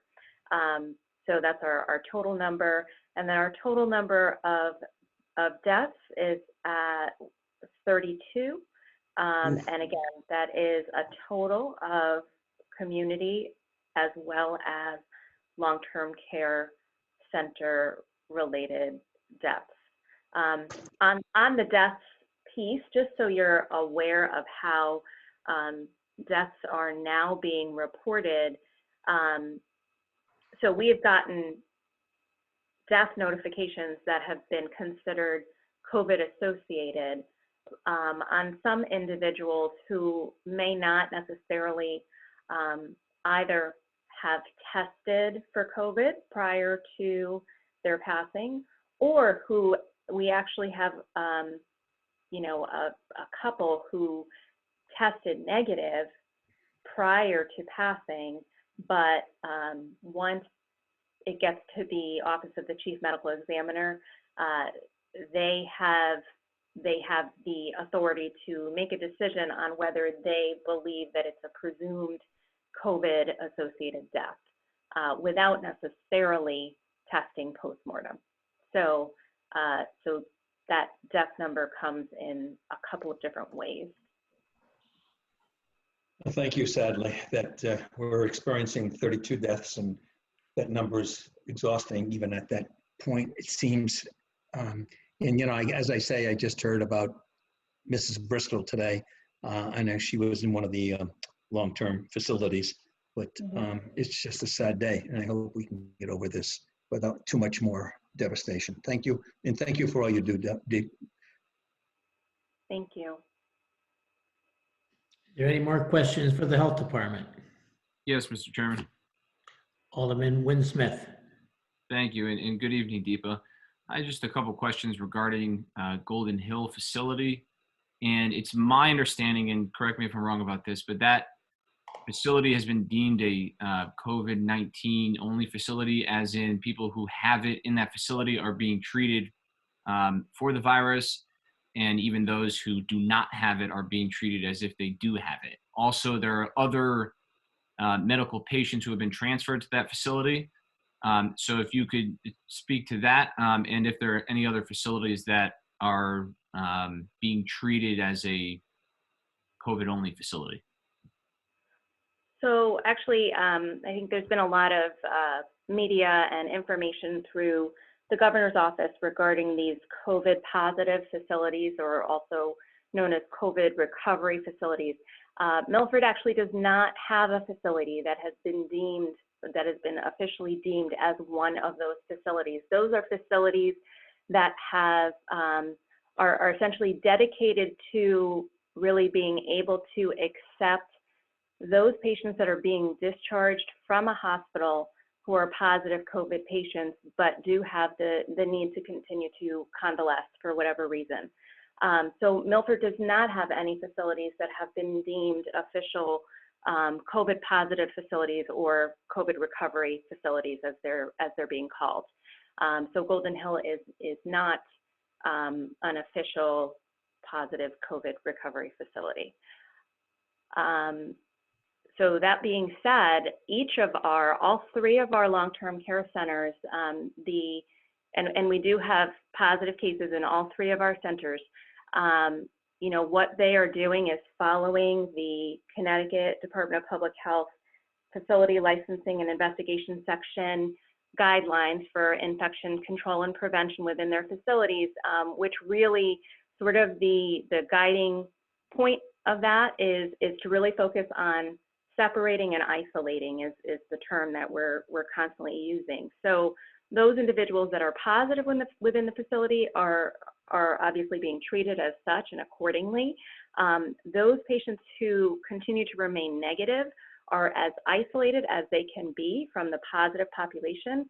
And when we say separated, they are being treated by dedicated staff who are not mixing with treating patients who are positive. So we're having within each of those facilities dedicated staff working with the positive COVID patients, and then other staff dedicated to working with the negative COVID patients to minimize the opportunity for any sort of transmission or cross-contamination. Thank you very much for that update. Thank you, Mr. Chairman. Alderman Frank Smith.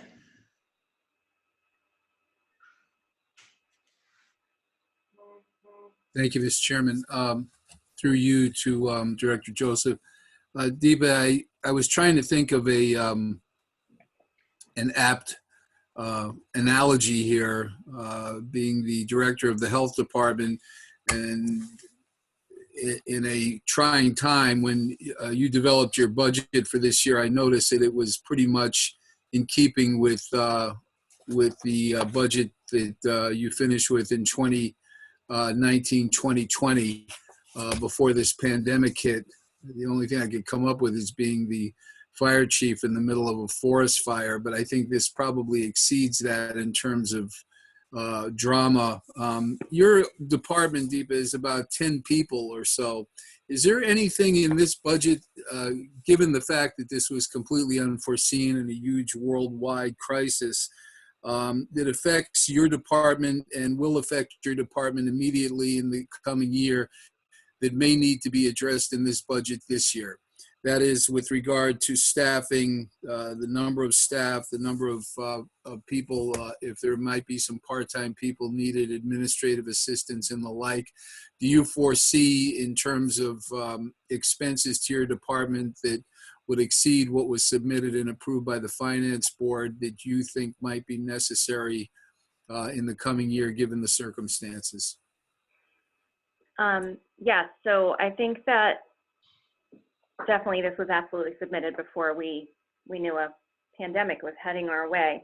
So I think the areas that come to mind immediately where I think we will continue to have additional expenses and where we at this point in being able to respond to this pandemic have already exceeded our budget for this fiscal year are in the areas of medical supplies. So we had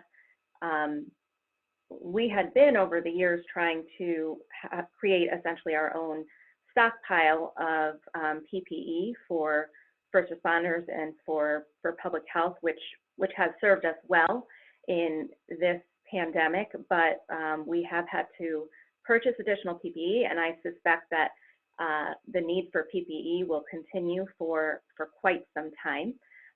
So medical supplies will be an area where we will need additional funding.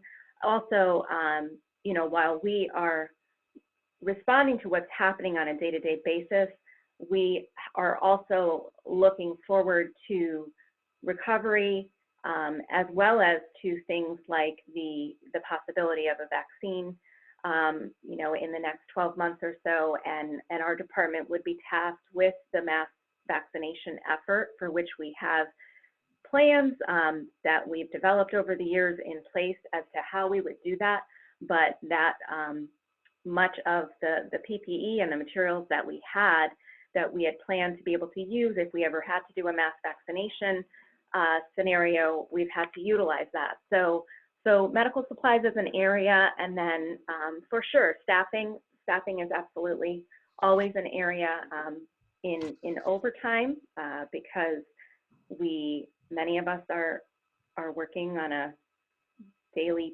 nightly basis, and it's been an ongoing event that doesn't necessarily respect time. And I think the other piece that has come to mind for myself and much of my staff has been, probably about 4 or 5 years ago, when I came into this position, we did lose the deputy director position. So I think one of the things that has come up in-house is that while it's been a blessing that thus far, my staff has stayed well, and I've been able to stay well too. And while we have MOUs in place with our neighboring health departments in Stratford and West Haven, at this size of a pandemic, we don't have a backup. We don't have necessarily like a good succession plan. My staff is amazing and they are very capable, but this has been and will continue to be a gargantuan task. So, I think one of the things that we are missing is that assistant director position. And then we do right now still have a secretary vacancy right now. We have been able to manage through this pandemic largely because we have utilized our public health nurses to come in, and they've been assisting with contact tracing as well as phone triaging and answering questions, and being part of a phone bank here. So that has been helpful. But this is definitely, we said early on that this was going to be more of a marathon than a sprint.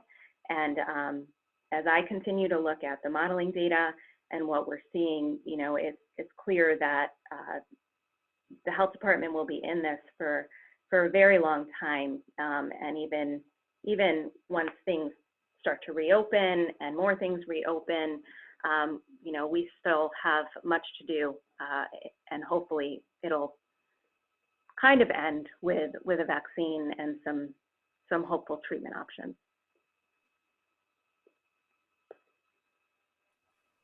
Thank you. If I might, Mr. Chairman, the mayor is still on. Mr. Mayor, I don't know if we've given some thought, but I think Deepa has outlined for us here too the fact that the health department is going to be on the business end of a lot of the administration of this, whether it be vaccines, treatment, community health matters regarding the pandemic.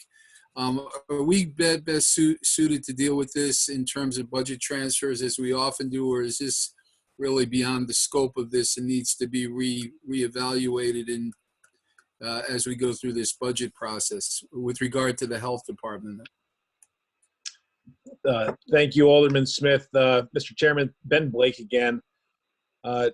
Please know how grateful this entire community is of the good work that Deepa has done throughout the course of this pandemic and the entire health department. I can't tell you how much I rely upon her and her team, and how much work that she has done over the course of the last couple months as we have responded to COVID-19. In terms of the finances associated with this, we are tracking every dollar that the city spends associated with our response, making sure that all the overtime costs, the purchasing costs, things like PPE, we are tracking all of that so that if there is reimbursement in the future through federal grants, through FEMA, through the CARES program, through one of the federal agencies' reimbursements, that we will have those facts and figures. We've already had departmental meetings about that. We've taken seminars, online seminars about that, all of the relevant department heads, to make sure that we are coding everything correctly. Our finance director, who I believe is on the line, is the point person for making sure that we are coding all the information correctly in our Munis financial software program to make sure that we will receive the maximum reimbursement. In terms of allocating money in the future, yes, your board may need to allocate funding through an allocation transfer or budget memo transfer. We will present that to you at a regular Board of Aldermen meeting if the need arises. Right now, we are making do with what we have in our operations budget. And it is very likely that we may need to come to your board for some type of transfer into the future, however. Thank you, Mr. Mayor. Thank you. Thank you, Mr. Chairman. Thank you, You're Deepa. welcome, Alderman Smith. Is there any other alderman have any more questions regarding the health department? With this, at this point, the next department, Alderman Vitro, Chairman Vitro, I do have a question. Alderman Giannattasio.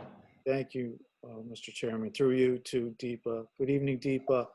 My question is in light, I should say, of this virus. Do you foresee, or is there any discussion of a possibility of an unfunded mandate from the state put on the health department moving forward? Specific to another outbreak or a second wave, so to speak? Yeah, so I don't know if the unfunded mandate would be exactly the term I guess I would use, but we do expect that there will be a second wave and a third wave. If this virus functions the way other viruses have in a pandemic, we do expect that there will be a second wave and a third wave. The hope is that we've done a significant amount of work prior to that second wave arriving and learned significant lessons this time around to be able to minimize the impact of the second wave, and then even more so the third wave, again with the hope that there would be a vaccine developed at some point along the way that would assist in minimizing that impact as well. So, I think the things that we would be looked at to do in broad scale that we haven't had to do in probably since 2009 with H1N1, and that was a smaller scale than what we would need to do in the next probably 12 months or so is a mass vaccination effort of trying to get as many of our 54,000 plus residents vaccinated. So I think that's part of the larger piece of response that will be coming down the line, while also managing whatever those waves look like. Okay, thank you, Deepa. Thank you, Mr. Chairman. You're welcome, Alderman Giannattasio. Any more questions regarding the health department? Hearing none, at this point, the next department organization on our agenda would be the Education, Health Services / School Nurses, page 95.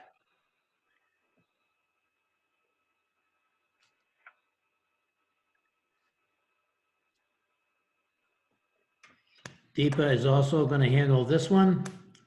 Is there any alderman have any questions regarding the Education, Health Services, School Nurses?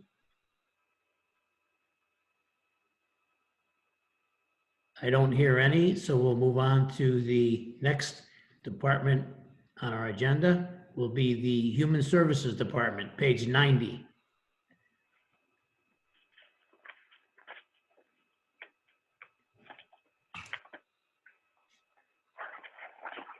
Any questions for Deepa regarding the Human Services Department on page 90?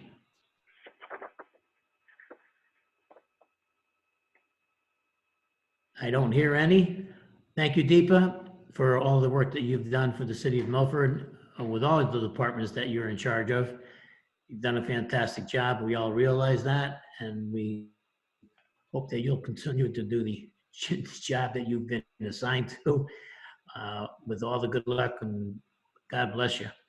The next department we'll be hearing tonight would be from the Management Information Systems, MIS, page 39. Good evening. This is Adam Heller, the interim MIS coordinator. There's been a lot of exciting developments in the MIS department. That was alluded to earlier by the mayor that we've deployed probably 50% of the city's fleet of computers as new computers to replace aged and obsolete computers.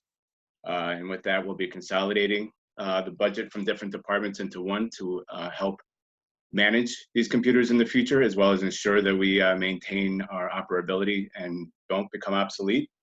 While we were deploying those computers, we were hit with the COVID.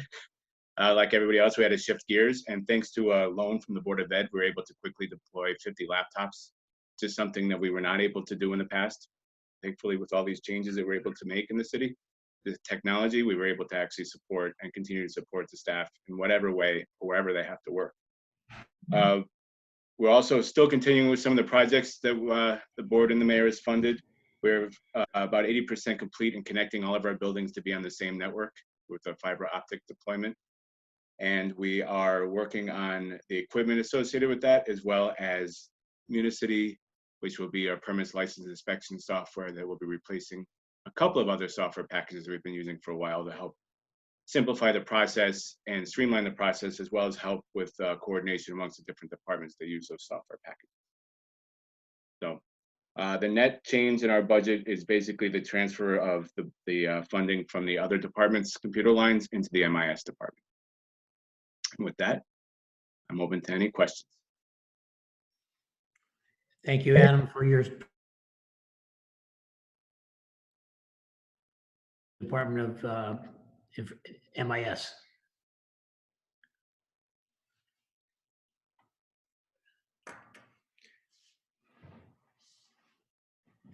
I don't hear any questions, Adam.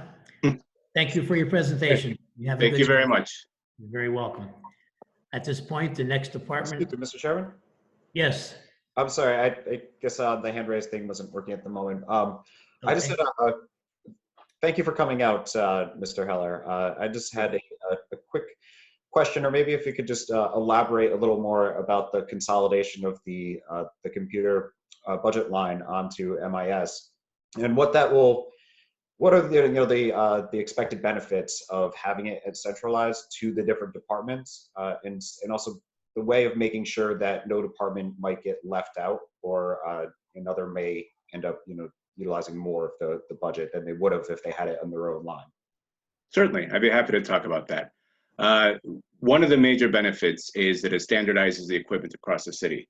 So rather than departments on their own go to vendors and ask for quotes and get computers, whatever at the time is available, and then having to ask for support on those computers makes it very difficult on the MIS staff to know what they're walking into in order to fix that, which of course creates a longer time frame from breakdown to repair.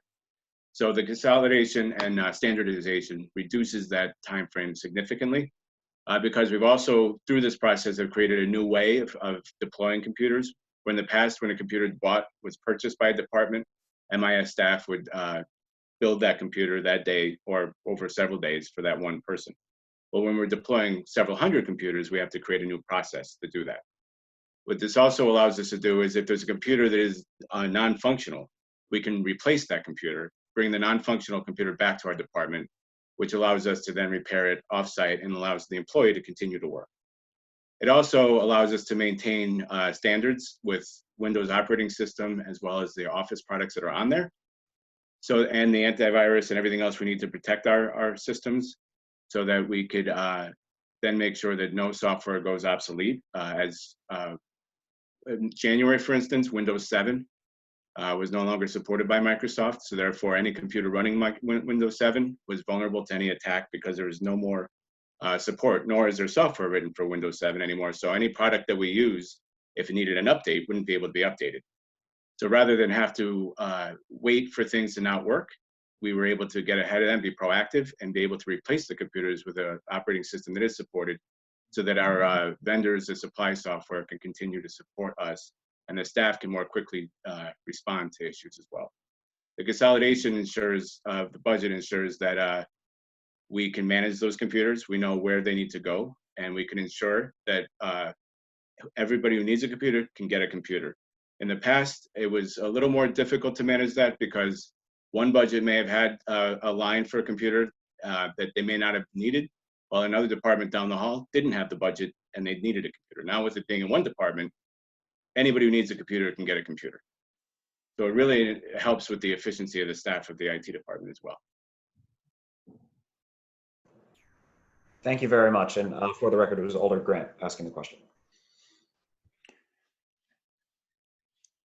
Thank you, Alderman Grant, and thank you for answering all those questions, Adam. Is there any more aldermen have any more questions regarding MIS?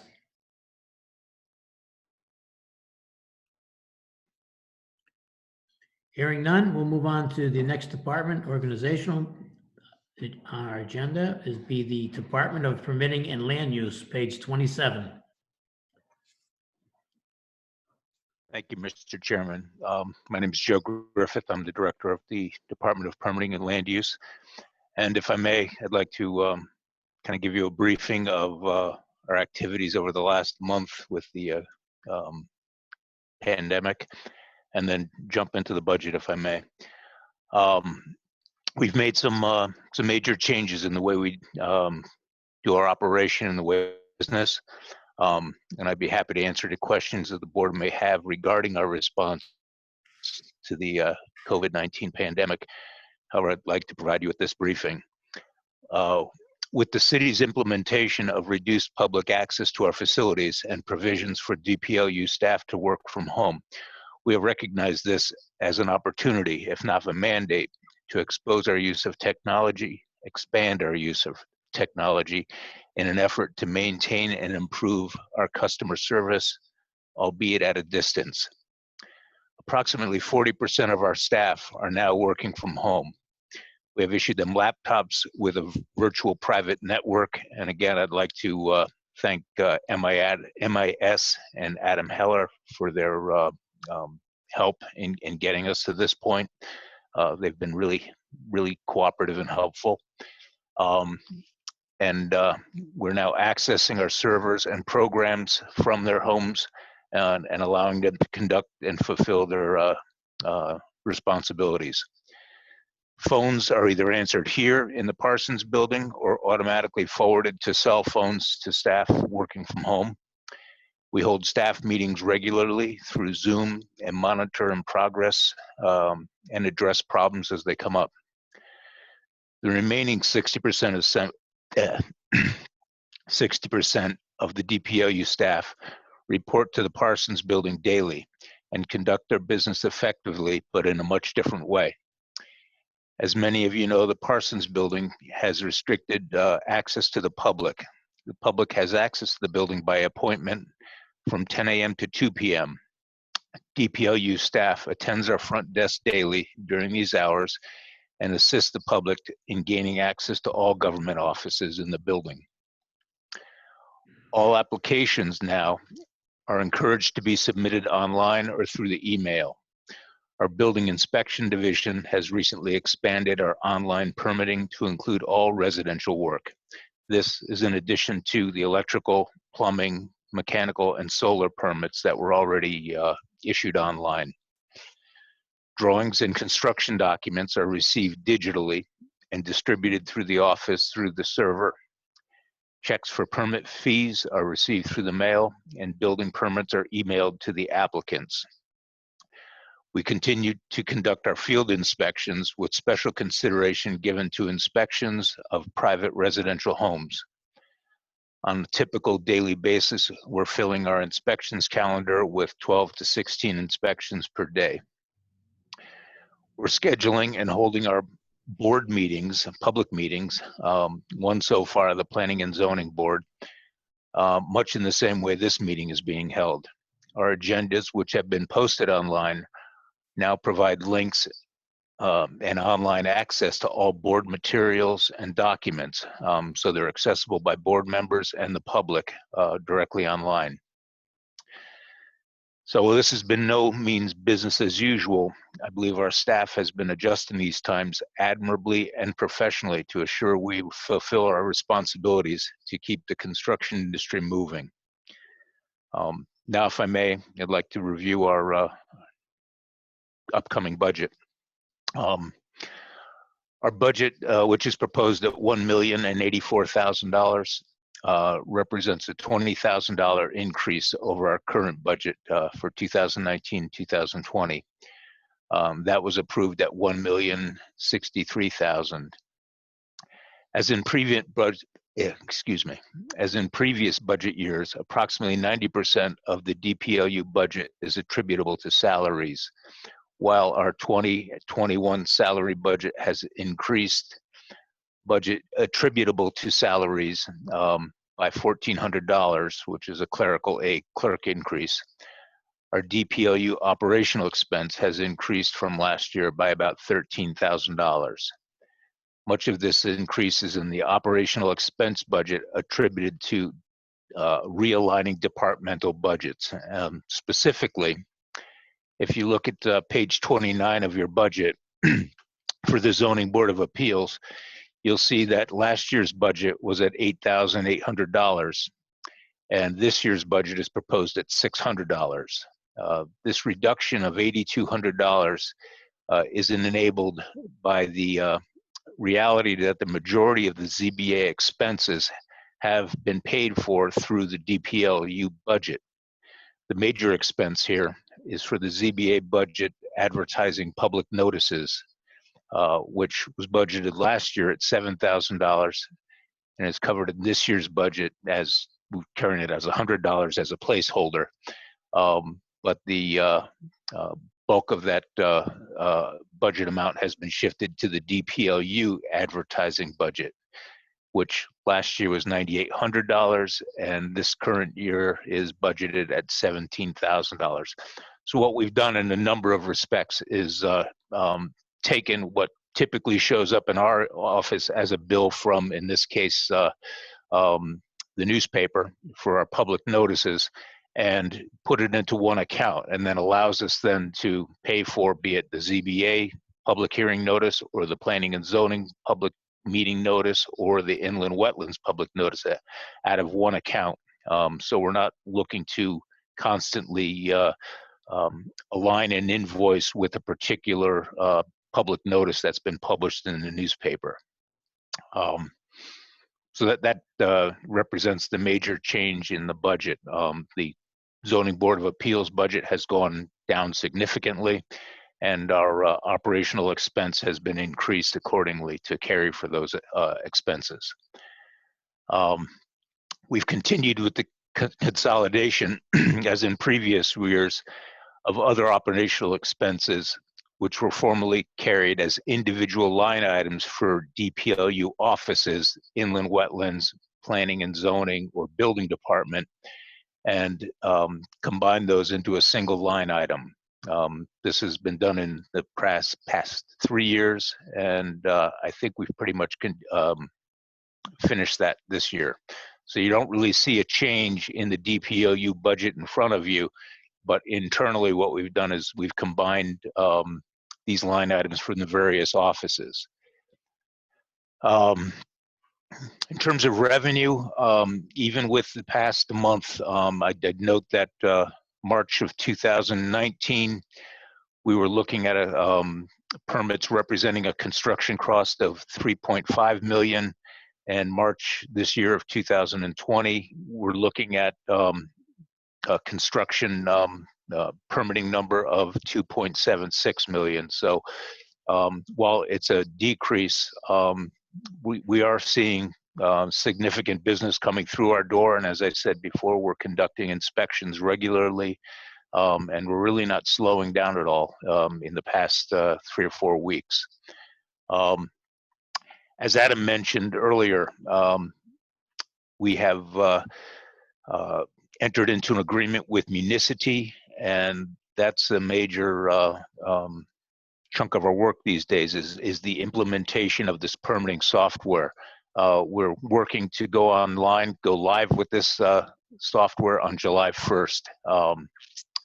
And so in addition to increasing the productivity and efficiency of the DPLU staff, we're looking forward with the implementation of this program to significantly increase and greatly expand our online public interface and allowing a greater online permitting and more customer-friendly online interaction. I'll also note, as I noted last year, in 2022, Milford will be required to adopt and release its decennial plan of the conservation and development. We intend and we continue to work towards the development of this plan to include much interaction and input from all city departments and agencies, and more importantly with the public. And things have slowed down a little bit in terms of getting meetings organized and continuing to work with our subcommittee on this project. But we do continue in the immediate future, commencing our internal kickoff and organization of this long-range planning tool. We anticipate at some point in the coming year the need to engage a consultant to assist in the preparation of this document. And so while our original budget had looked for a $10,000 line item under the miscellaneous professional fees and services, in anticipation of engaging this consulting services in the coming year, this expense was reduced in this proposed budget to $4,000. I will go into the rest of the details in terms of operational objectives and staffing. We have filled our building inspector position that had been vacant for the last 2 years, and we currently have 1 vacancy, but I think I'd like to leave it at that and open myself up to any questions that the board may have. Thank you, Joe, for your great presentation as usual. We'll listen to any alderman that may have some questions regarding the Department of Permitting and Land Use.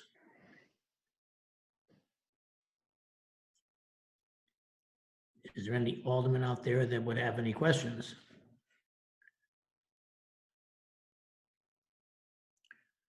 Looks like an easy night for you, Joe. That's good. Thank you. Thank you again for all the great work you've done for the city in the past couple of years, and I'm looking forward to working with you in the future. I know this pandemic has put a little work in our daily lives, but I'm sure that you have taken care of all that you need to do to make a successful land use, permitting and land use department, make it work. So thanks again for all that you do. Thank you, Mr. Chairman. You're very welcome. At this point, the next department organization on our agenda will be the Finance Department on page 37. Have a good evening, Joe. Thank you, Mr. Chairman. This is Peter Eridisi, Finance Director. Good evening, Peter. Good evening. I'm glad to be with everyone this evening. And it's my pleasure to speak to you briefly about the Finance Department budget. I'd like to start by thanking Adam Heller and the MIS department for their outstanding work in their initiatives and for Adam's presentation. I know they're working very hard, even now with the effects of the pandemic, making sure that all of our city employees are able to work remotely and also in the city buildings.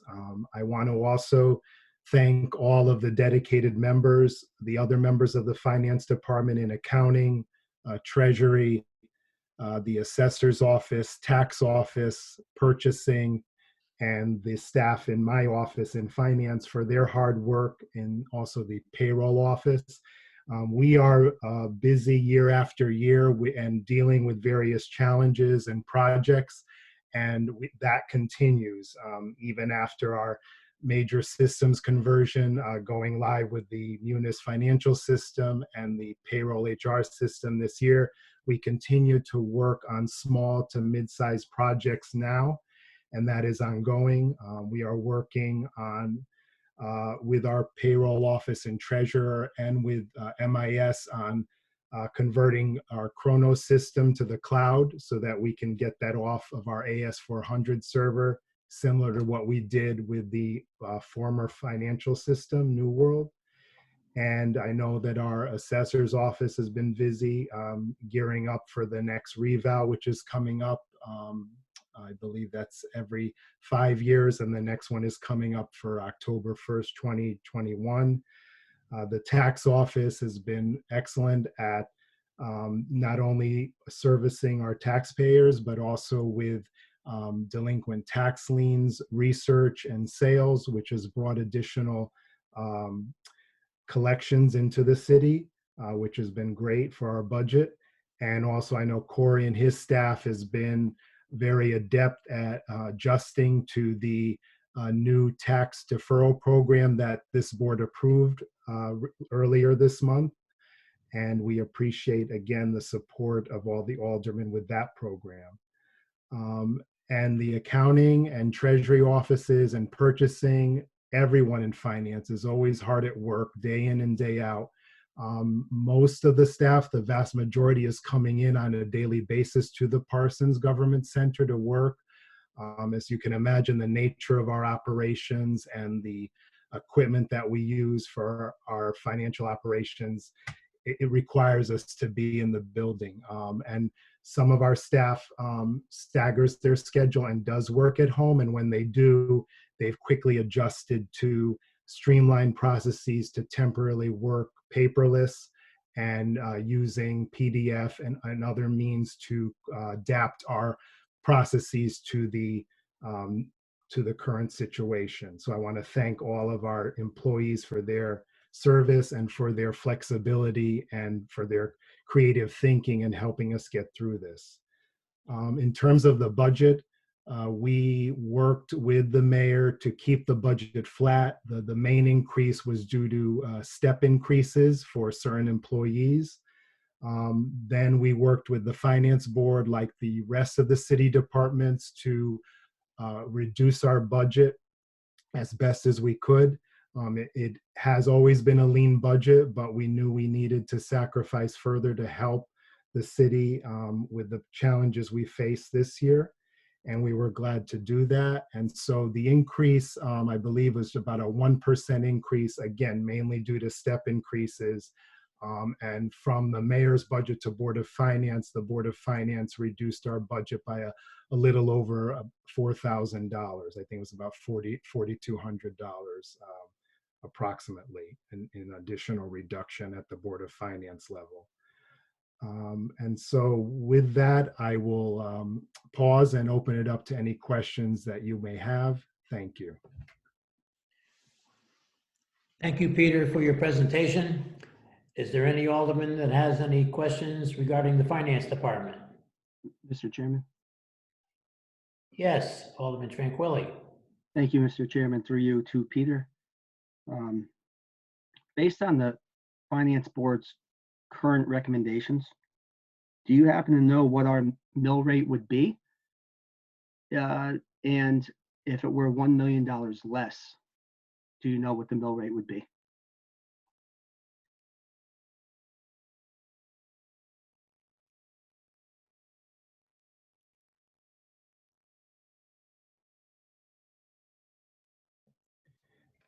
Thank you, Mr. Chairman. Through you to Alderman Tranquilli. Based on the Board of Finance budget, the mill rate, I believe, would be, I have it here, 28.46.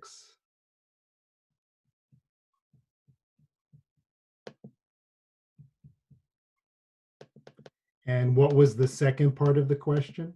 The second part of the question was, if the total budget was $1 million less for the city budget, would you happen to know what the mill rate would then go down to? Sure, I can give you an estimate if you just give me a moment.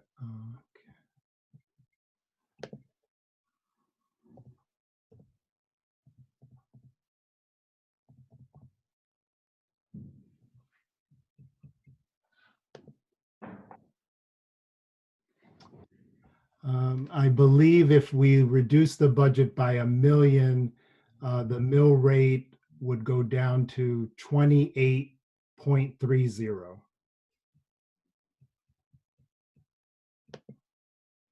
Okay, I was just curious to know how much we need to save in order to drop the mill rate considerably, but thank you, I appreciate it. You're welcome. Any more questions? Any more questions regarding the finance department? Mr. Chairman? Yes, Alderman Giannatasio. Thank you, Mr. Chairman, through you. Good evening, Peter. Good evening. My question is in terms of the tax deferred plan that we did pass at the last meeting. Would you know by chance how many people have applied for that? We could talk to our acting tax collector, Corey Gumbrance, about that, but based on my latest conversation with him, we don't have that number yet. I wouldn't be surprised if we haven't had that many applications yet, but I imagine as we get closer to July 1st, or even over the next couple of weeks, we'll likely see submissions come in. Okay, just to follow up through you, Mr. Chairman, if you can, Peter, possibly update us on that when you do have that information available, please. Yes, sure thing. Thank you. Thank you. Thank you, Peter. Thank you, Mr. Chairman. You're welcome, Alderman Giannatasio. Any more questions regarding the finance department? Yes, Mr. Chairman. Yes, Alderman Wynn Smith. Thank you. And through you, Mr. Chairman, good evening, Peter.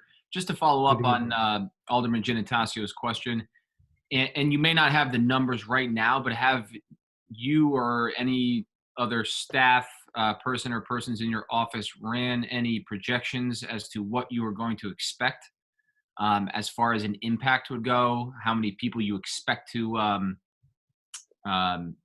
put in for this, and what type of economic impact that could have?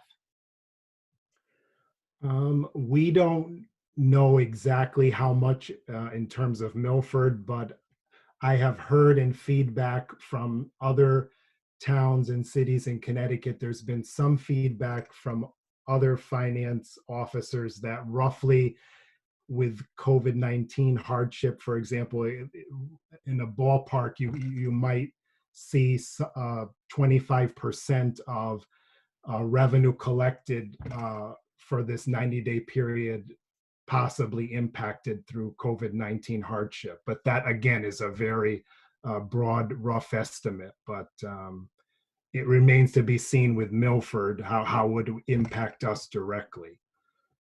Mr. Chairman?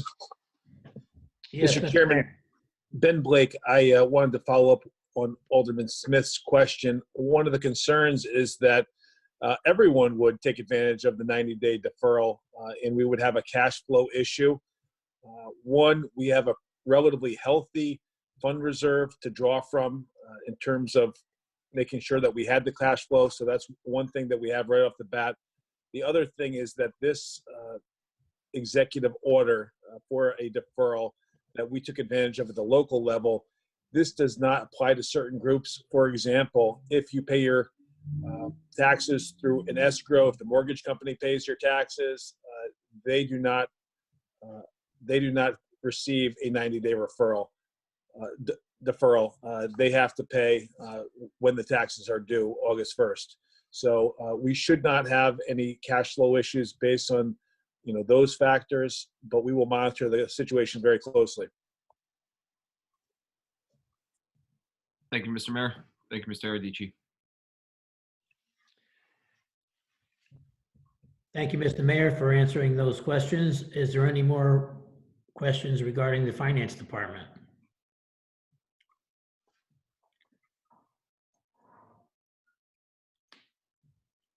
Hearing none. Thank you, Peter, for answering all our questions, and thank you for the great job you've been doing for the city of Milford.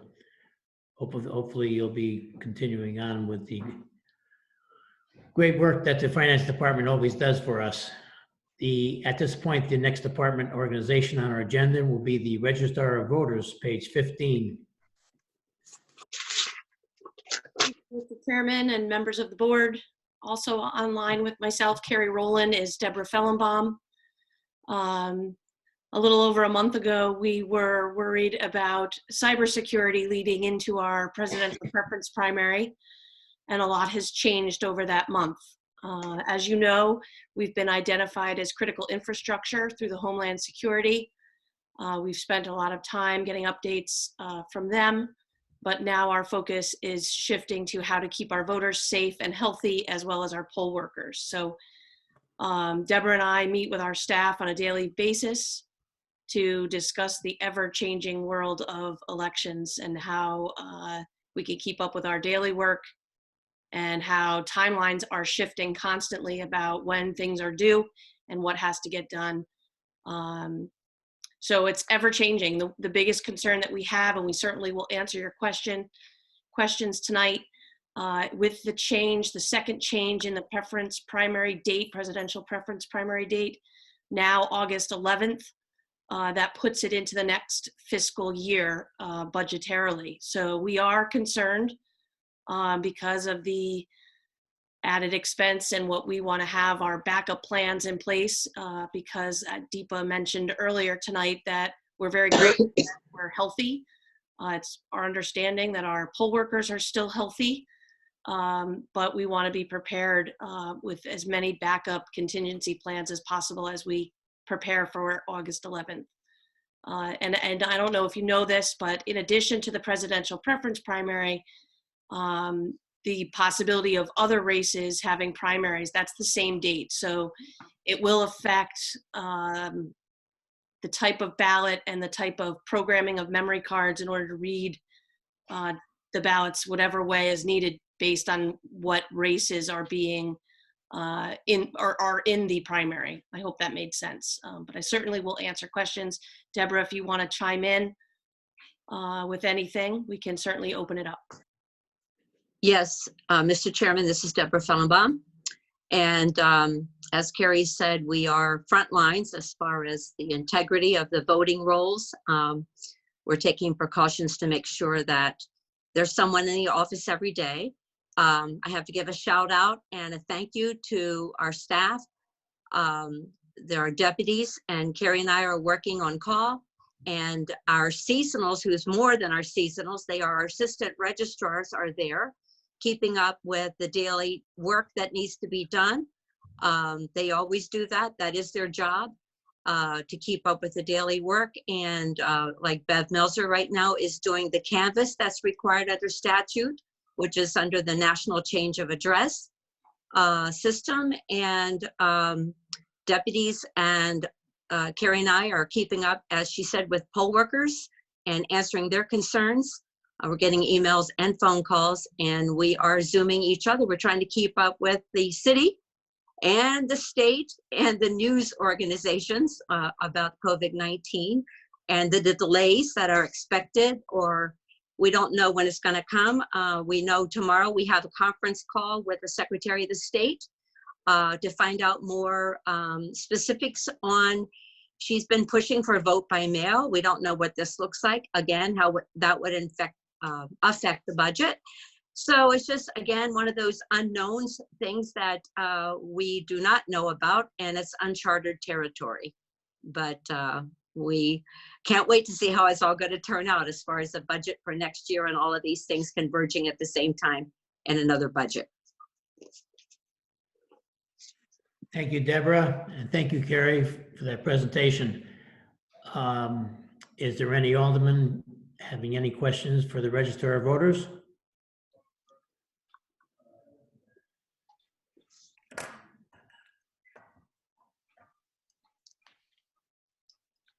I do not hear any. That's because Yay. Carrie and Deborah has done such a great job with their presentation and the work that they do. Thank you so much. Thank you, Mr. Chairman. Thank you, everyone. Thank you. At this point, the next department organization on our agenda is the city clerk, page 22. Hi, good evening. Can you hear me? Yes, we can. Good Great. evening, Karen. Good evening, everyone. It's good to see you all. So it's my first term, as you know, as city clerk, and it's been an incredibly gratifying role for me so far. I'm lucky to work with an amazing team, Rose Elliott and Suzanne Horvath, the assistant clerks, Laura Hunt and Roseanne Farrell, and Alice Agavino. These women are professionals who consistently go above and beyond, especially now. So I'd like to tell you how the office is operating. We're open 8:30 to 5 every day. We have appointments available between 10 a.m. and 2 p.m. when Parsons is open. We have one vacant position in the office. I have a staff of 4. So to reduce the risk of exposure, we're working in teams of 2. I'm in every day and I have a team of 2, and then on alternating days, the other team comes in. And this is just in the event someone gets exposed, we don't have to shut down the office. We'll have a fresh team. So we're conducting 99% of city clerk services. We're continuing access to our vault to title searchers and attorneys and surveyors. We're processing vital records requests, and we are fulfilling requests for land records, as well as a myriad of other things. We have not seen any reduction in the number of land record recordings. We're experiencing greater demand for marriage licenses, and we've been working very closely with our Milford funeral homes and surrounding funeral homes as they handle a much greater volume. So the office is working by email, by mail, by fax, by cell phone, by FedEx, and by a secure Dropbox in the lobby of Parsons. Safety has been paramount. Prior to the governor's order that goes into effect tonight, we've been requesting people who do enter our office to wear masks. I've been in touch with Deepa Joseph several times, and at her suggestion, to limit the number of people who are coming inside Parsons, we've been transacting marriage licenses in the parking lot. So there's a couple things that have become a priority, especially more apparent during this crisis. Our land records available online only go back to 1963. So I plan on using the grant money this year to expand that. Our website doesn't have forms that can be filled and submitted online. It's another thing that I'm going to be working on. I'm thrilled that the new software that the city is implementing, Municity, that we'll be able to offer to Milford residents for the first time this year, the ability to get a dog license online. So previously it was in person or by mail. So this should make it a lot easier for Milford dog owners this year, and that's in June. So I'm happy to answer any questions. Before I do, I would like to commend just a couple people that I've worked with a lot since becoming a city employee. I've seen exceptional leadership, extraordinary efforts by Mayor Blake, Assistant Mayor Justin Rosen, Public Works, especially Chris Salley, Steve Johnson, City Attorney's Office, John Burcham, Deborah Kelly, Tony Weeks, Julie Nash. So it's really amazing to be on this side of the table and see the amazing and dedicated work that city employees do for this city. And I'm really honored to be a part of it. So thank you. Thank you, Karen, for that presentation. Any of the aldermen would like to entertain any questions you may have for the city clerk?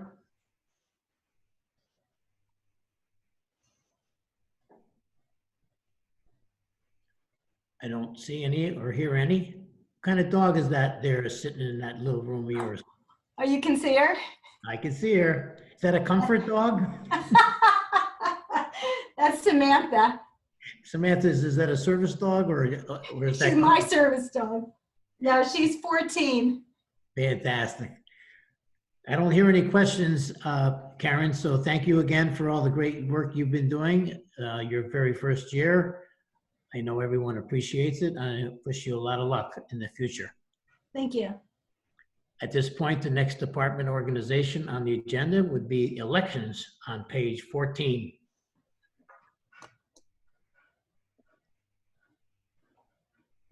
Also handling that elections would be Karen Fortunati again. Is there any questions pertaining to elections on page 14?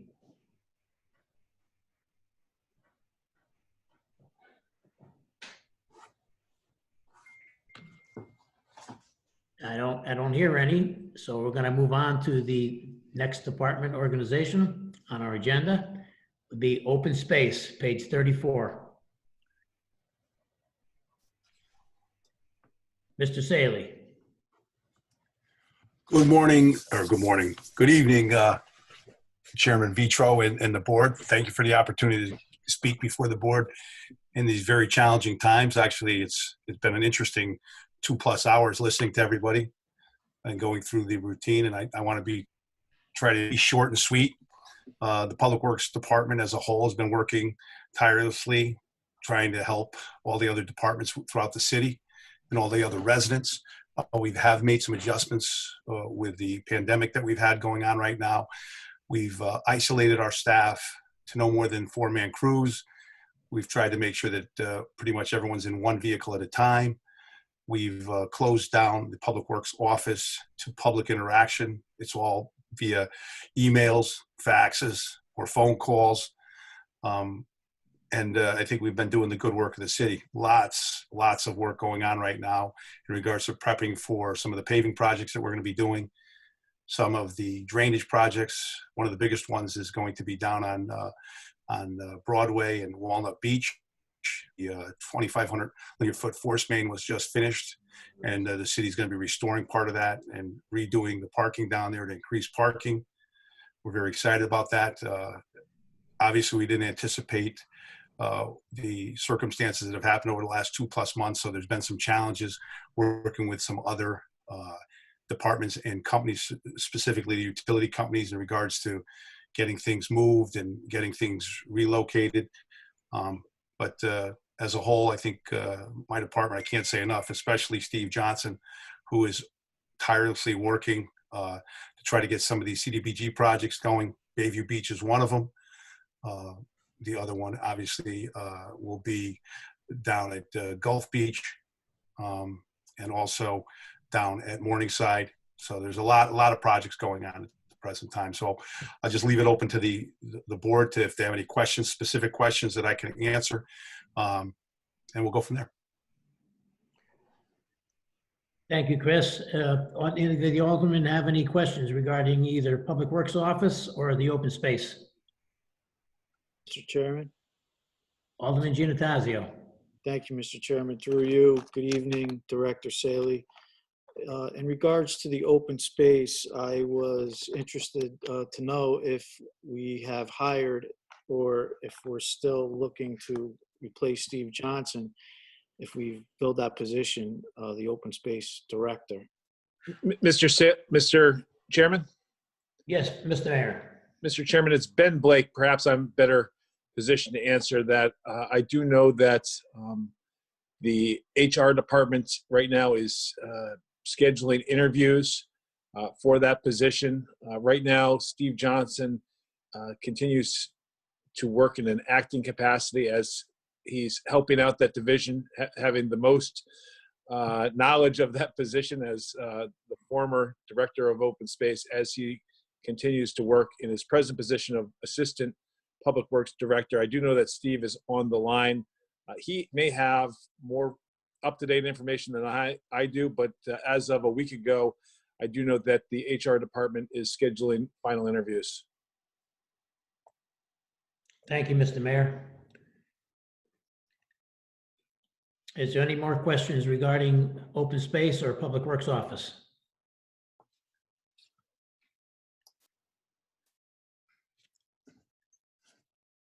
Hearing none, we'll move on to the next department organization on our agenda. Would be the Highway/Parks, page 65.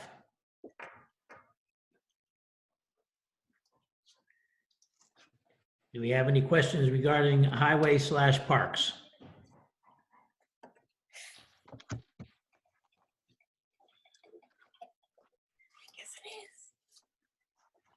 I do not hear any. So we'll move on to the next department on our agenda would be the Building Maintenance Division, page 69. Excuse me, Mr. Chair, Yes, did you skip Public Works Office? no. Oh, no? Mr. Saley was handling open space and the Public Works Office at the same time. Oh, okay, thank you. Is there any more questions regarding building maintenance on page 69?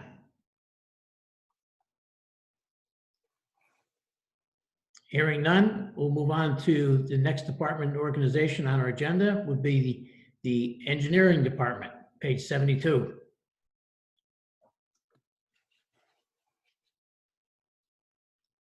Any aldermen have any questions regarding the engineering department on page 72?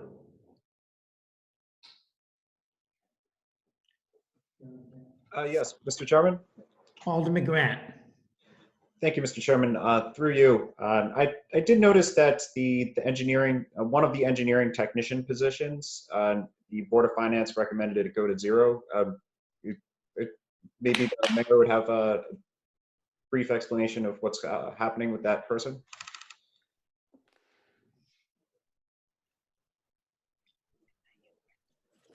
I'm sorry, were you asking me or Mayor Blake? I mean, whoever would be able to best answer the question. Sure. Yeah, so during the budget process, the mayor always asks us to look at positions that we feel give good value to the city. That position was vacant for a number of years. And we looked at trying to keep our budget at a 0, as close to 0 as possible. So we looked at that as a position. Listen, we would have loved to have kept it and filled it, but we thought it was prudent to, especially under these circumstances now, but this was obviously done before that, to eliminate that position.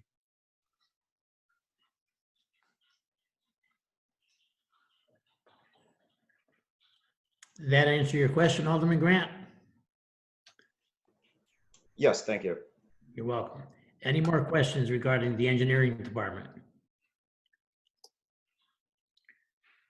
Hearing none, we'll move on to the next department organization on our agenda, will be the general garage, page 74.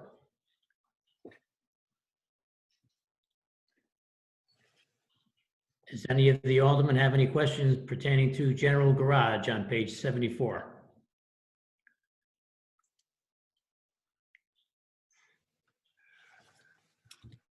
Hearing none. Mr. Chairman? Yes, Alderman Winsmith. Yes, through you, Mr. Chairman. I just had a question on the automotive mechanic. And it looks like that's a position that is being eliminated. Can you speak to that further? Certainly, Alderman Smith. Thank you. After speaking with my garage foreman, Steve John, and myself, looked at some opportunities we thought were prudent. It was a position that we've brought on filled 2 new positions in the last 3 years, and we're truthfully getting a lot of productivity out of it. And we thought that, again, it would be prudent to cut one of those positions at the present time.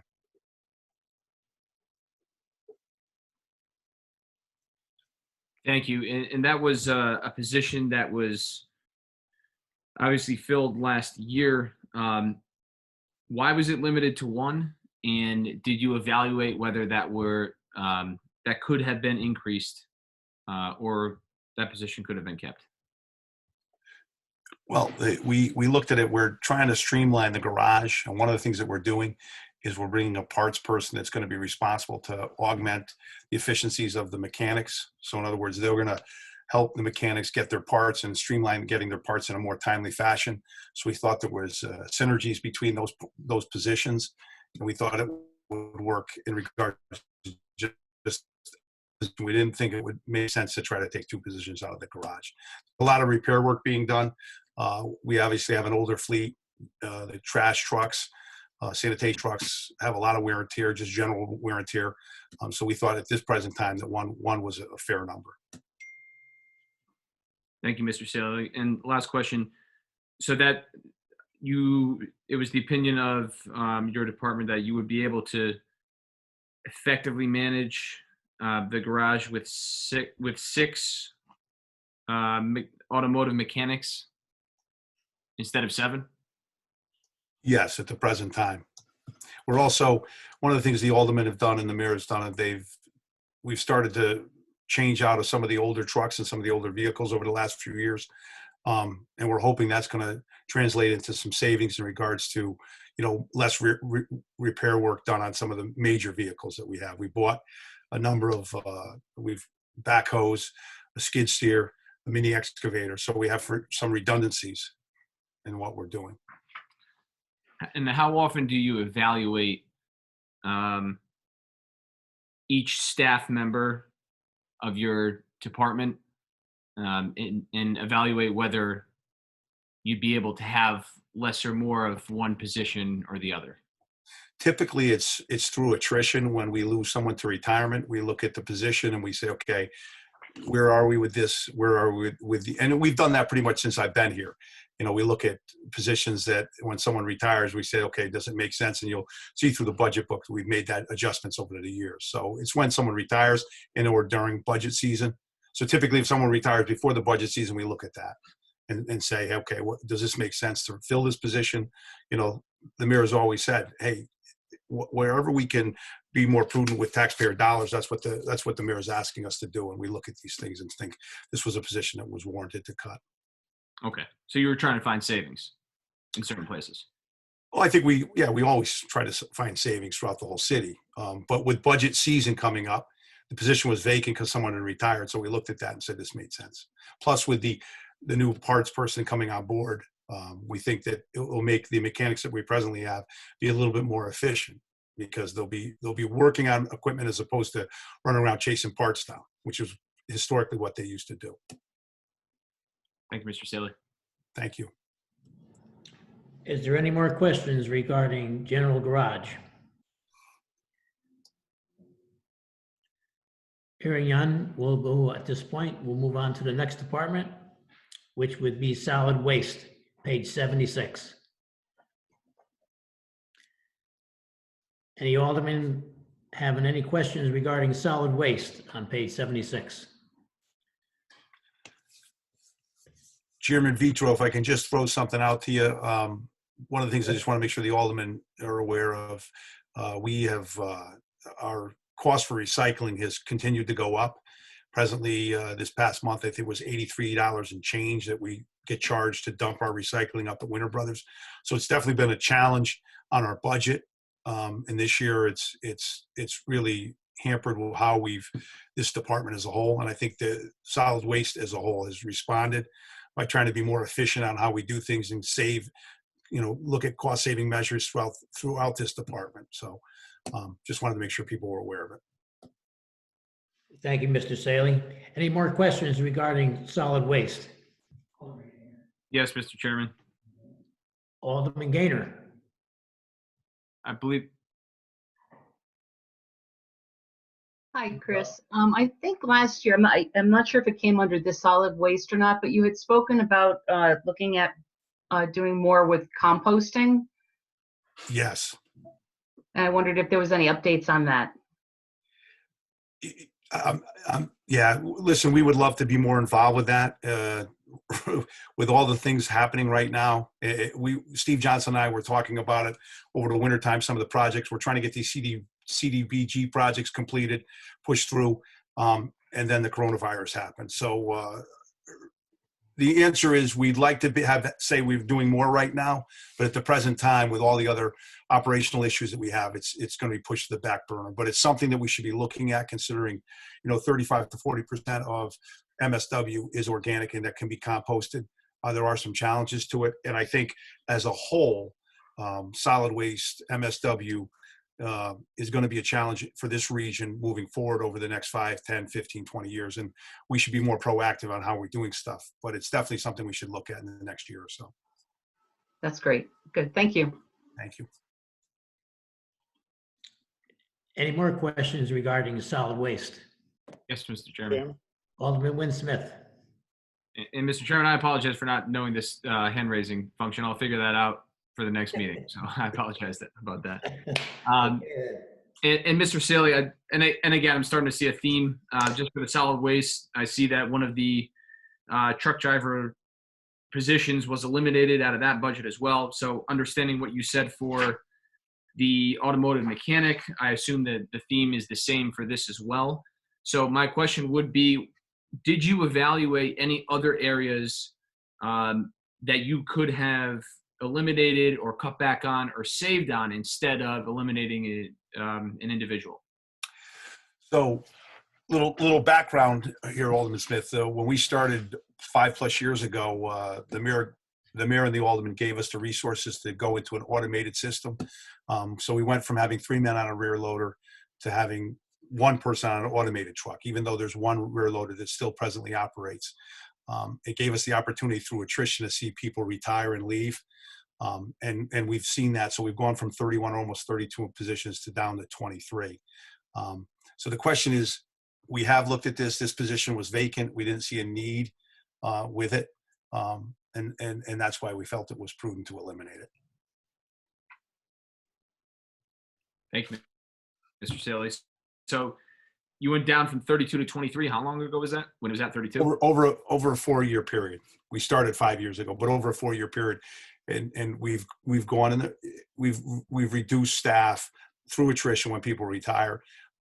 And we're pretty lean in that department right now. I think actually we're pretty lean across all our departments, especially for the amount of work that we're doing internally, that typically other departments, other divisions or other towns probably would subcontract, some of the major work, but we're doing a lot of drainage work, a ton of tree work, a lot of sidewalk work. I'm very proud of what our team is doing, especially under these circumstances. Thank you. And so then it's safe to say that every year there's one of the laborers gets eliminated from a certain. I wouldn't say every year, but we look at, where we are with our workflows and where we are with, what's needed. There comes a limit to what you can cut. Obviously, you have to have personnel there unless you're going to philosophically change how you manage the city. So have there been other years in the past 4 to 5 years that you have not cut any positions? I believe we've cut at least 1 position every year since I've been here.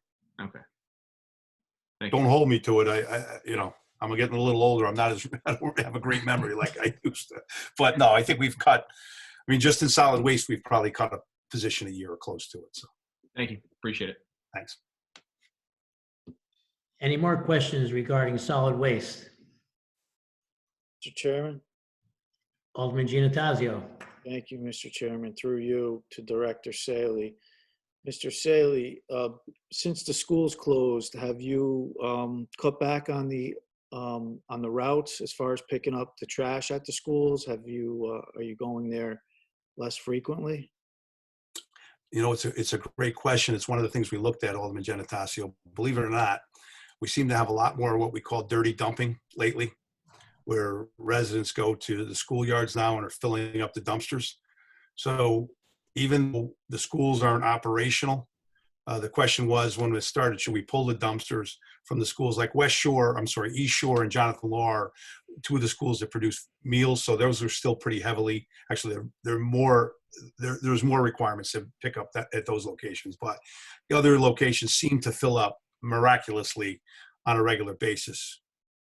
And there's also, we definitely see a lot more tonnage coming into our MSW at the present time. People are staying home. They're obviously cooking at home. So there's other issues in regards to helping to get our guys done in a timely fashion so they're off the roads as quickly as possible. Thank you. Thank you, Mr. Chairman. You're welcome, Alderman Giannattasio. Any more questions regarding solid waste? Hearing none, at this point, the next department organizational on our agenda will be wastewater, page 101. Anyone having any questions regarding wastewater on page 101?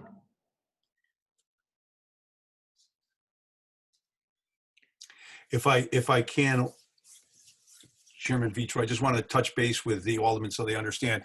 The city went out to bid for sludge removal about 3 months ago, and I'm not sure if Lindsey King is still on the line.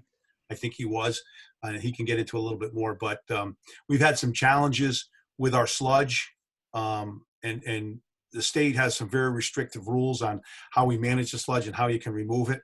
And the company that's been doing it over, I think, the last 5 or 8 years, didn't bid on our sludge because it had too much water, too much liquid in it.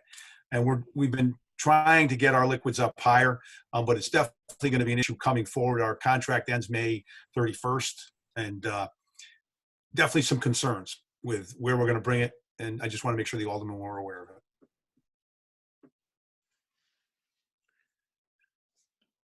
Thank you for that information. Is there any more questions regarding wastewater? Hearing none, at this point, the next department organization on our agenda is Sewer Commission, page 98.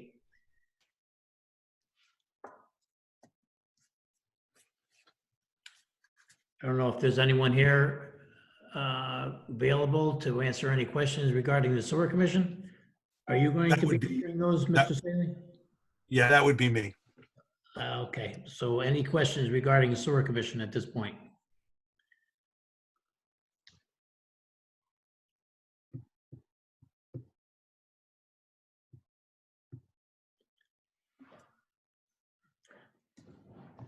I don't hear any, Mr. Saley. I just wanted to comment on the great work that you and your staff and all your employees have been doing the last year.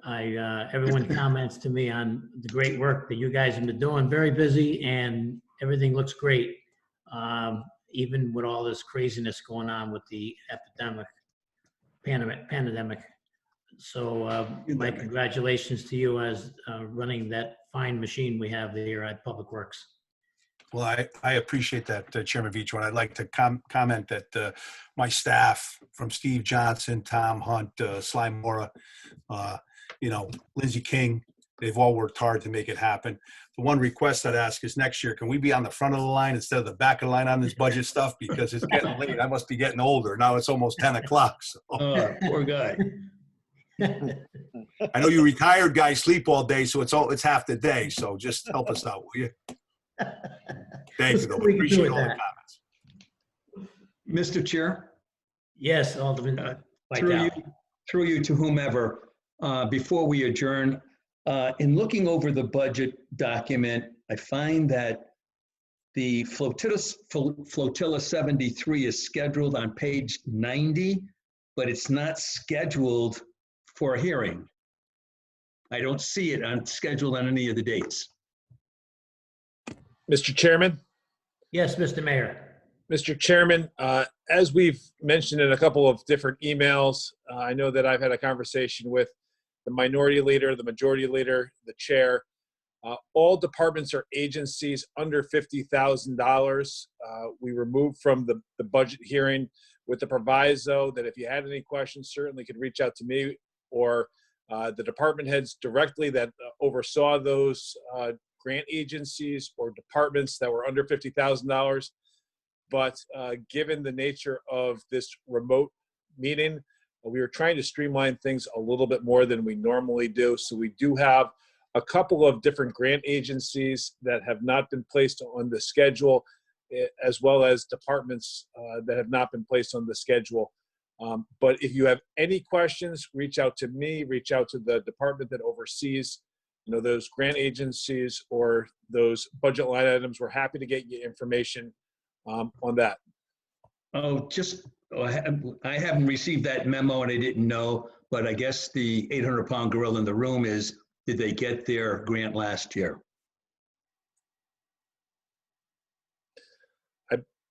Mr. Chairman, through you to Alderman Vitale, I believe that all, for which I'm aware of, all agencies, grant agencies, and departments that have filed the request and provided the appropriate paperwork have, but I can confirm with Peter Eridisi as well. Peter, are you on the line? Do you happen to know?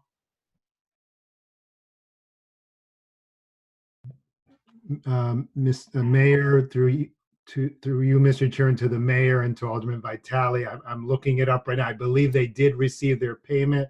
I'm just double checking now. Did they also receive the payment that they didn't receive a couple of years ago and they mentioned when they had the hearing?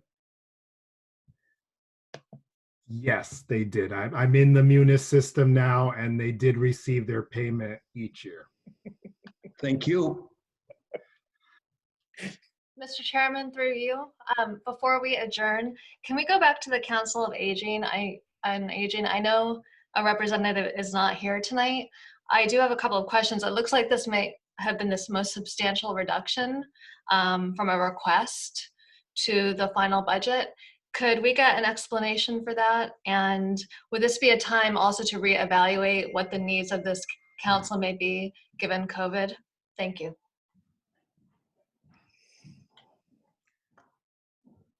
Mr. Mayor, are you able to answer that question from Alderman Parenti?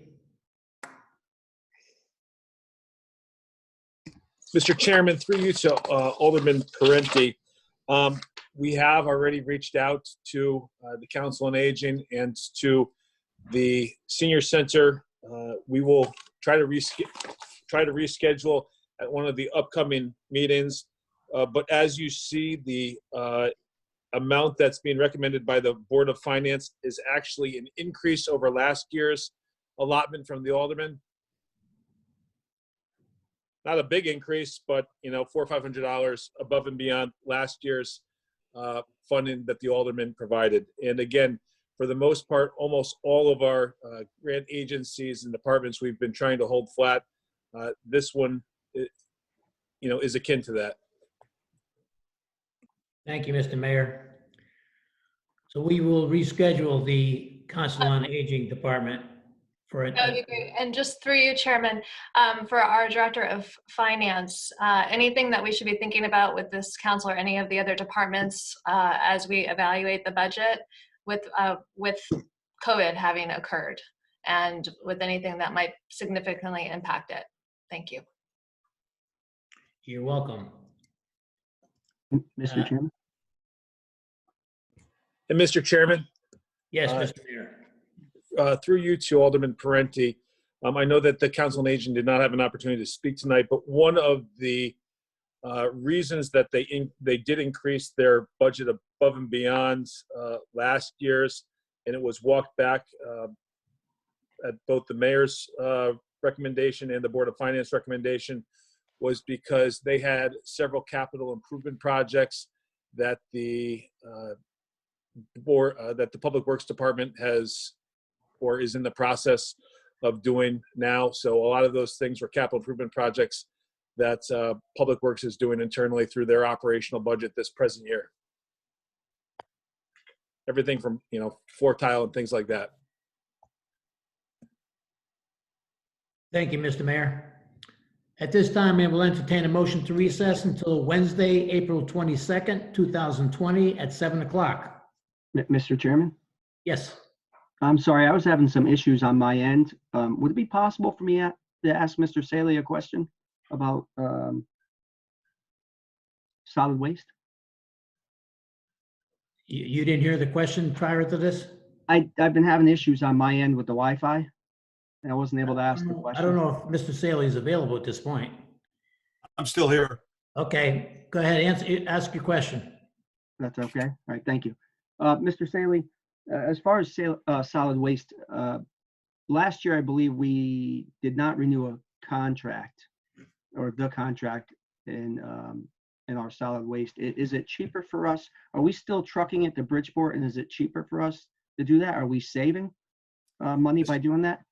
So we're actually we're direct shipping some of our waste to Bridgeport through our trash trucks. We're also hauling approximately 100-yarder a day with a contractor that hauls, and we've been running the transfer station since July 1st internally with our staff. And if I can, Mr. Chairman, one more question. Are we looking to continue to do that, or are we going to look to hire a company to run that? That's a pretty good question. I need to talk with the mayor about it. I really we've been doing this. It started as a 3-month interim type of setup. Then we extended it 3 months. Now we're going close to 9 months. It has worked pretty well. But before I make a final decision, I'd like some input from the mayor and just to talk with him a little bit. And to be honest with you, the last few months have been a little chaotic with a number of things going on. So it just hasn't been something I brought up with them. Thank you. I appreciate it. And again, Mr. Chairman, I'm sorry for the issue earlier, and I appreciate the opportunity to ask the question. You're very welcome, Alderman Tranquilli. You have a good evening after I entertain a motion to recess. Once again, I will entertain a motion to recess until Wednesday, April 22nd, 2020 at 7 p.m. So moved. Second. We have a motion and a second to recess until Wednesday, April 22nd. All in favor? Aye. Opposed?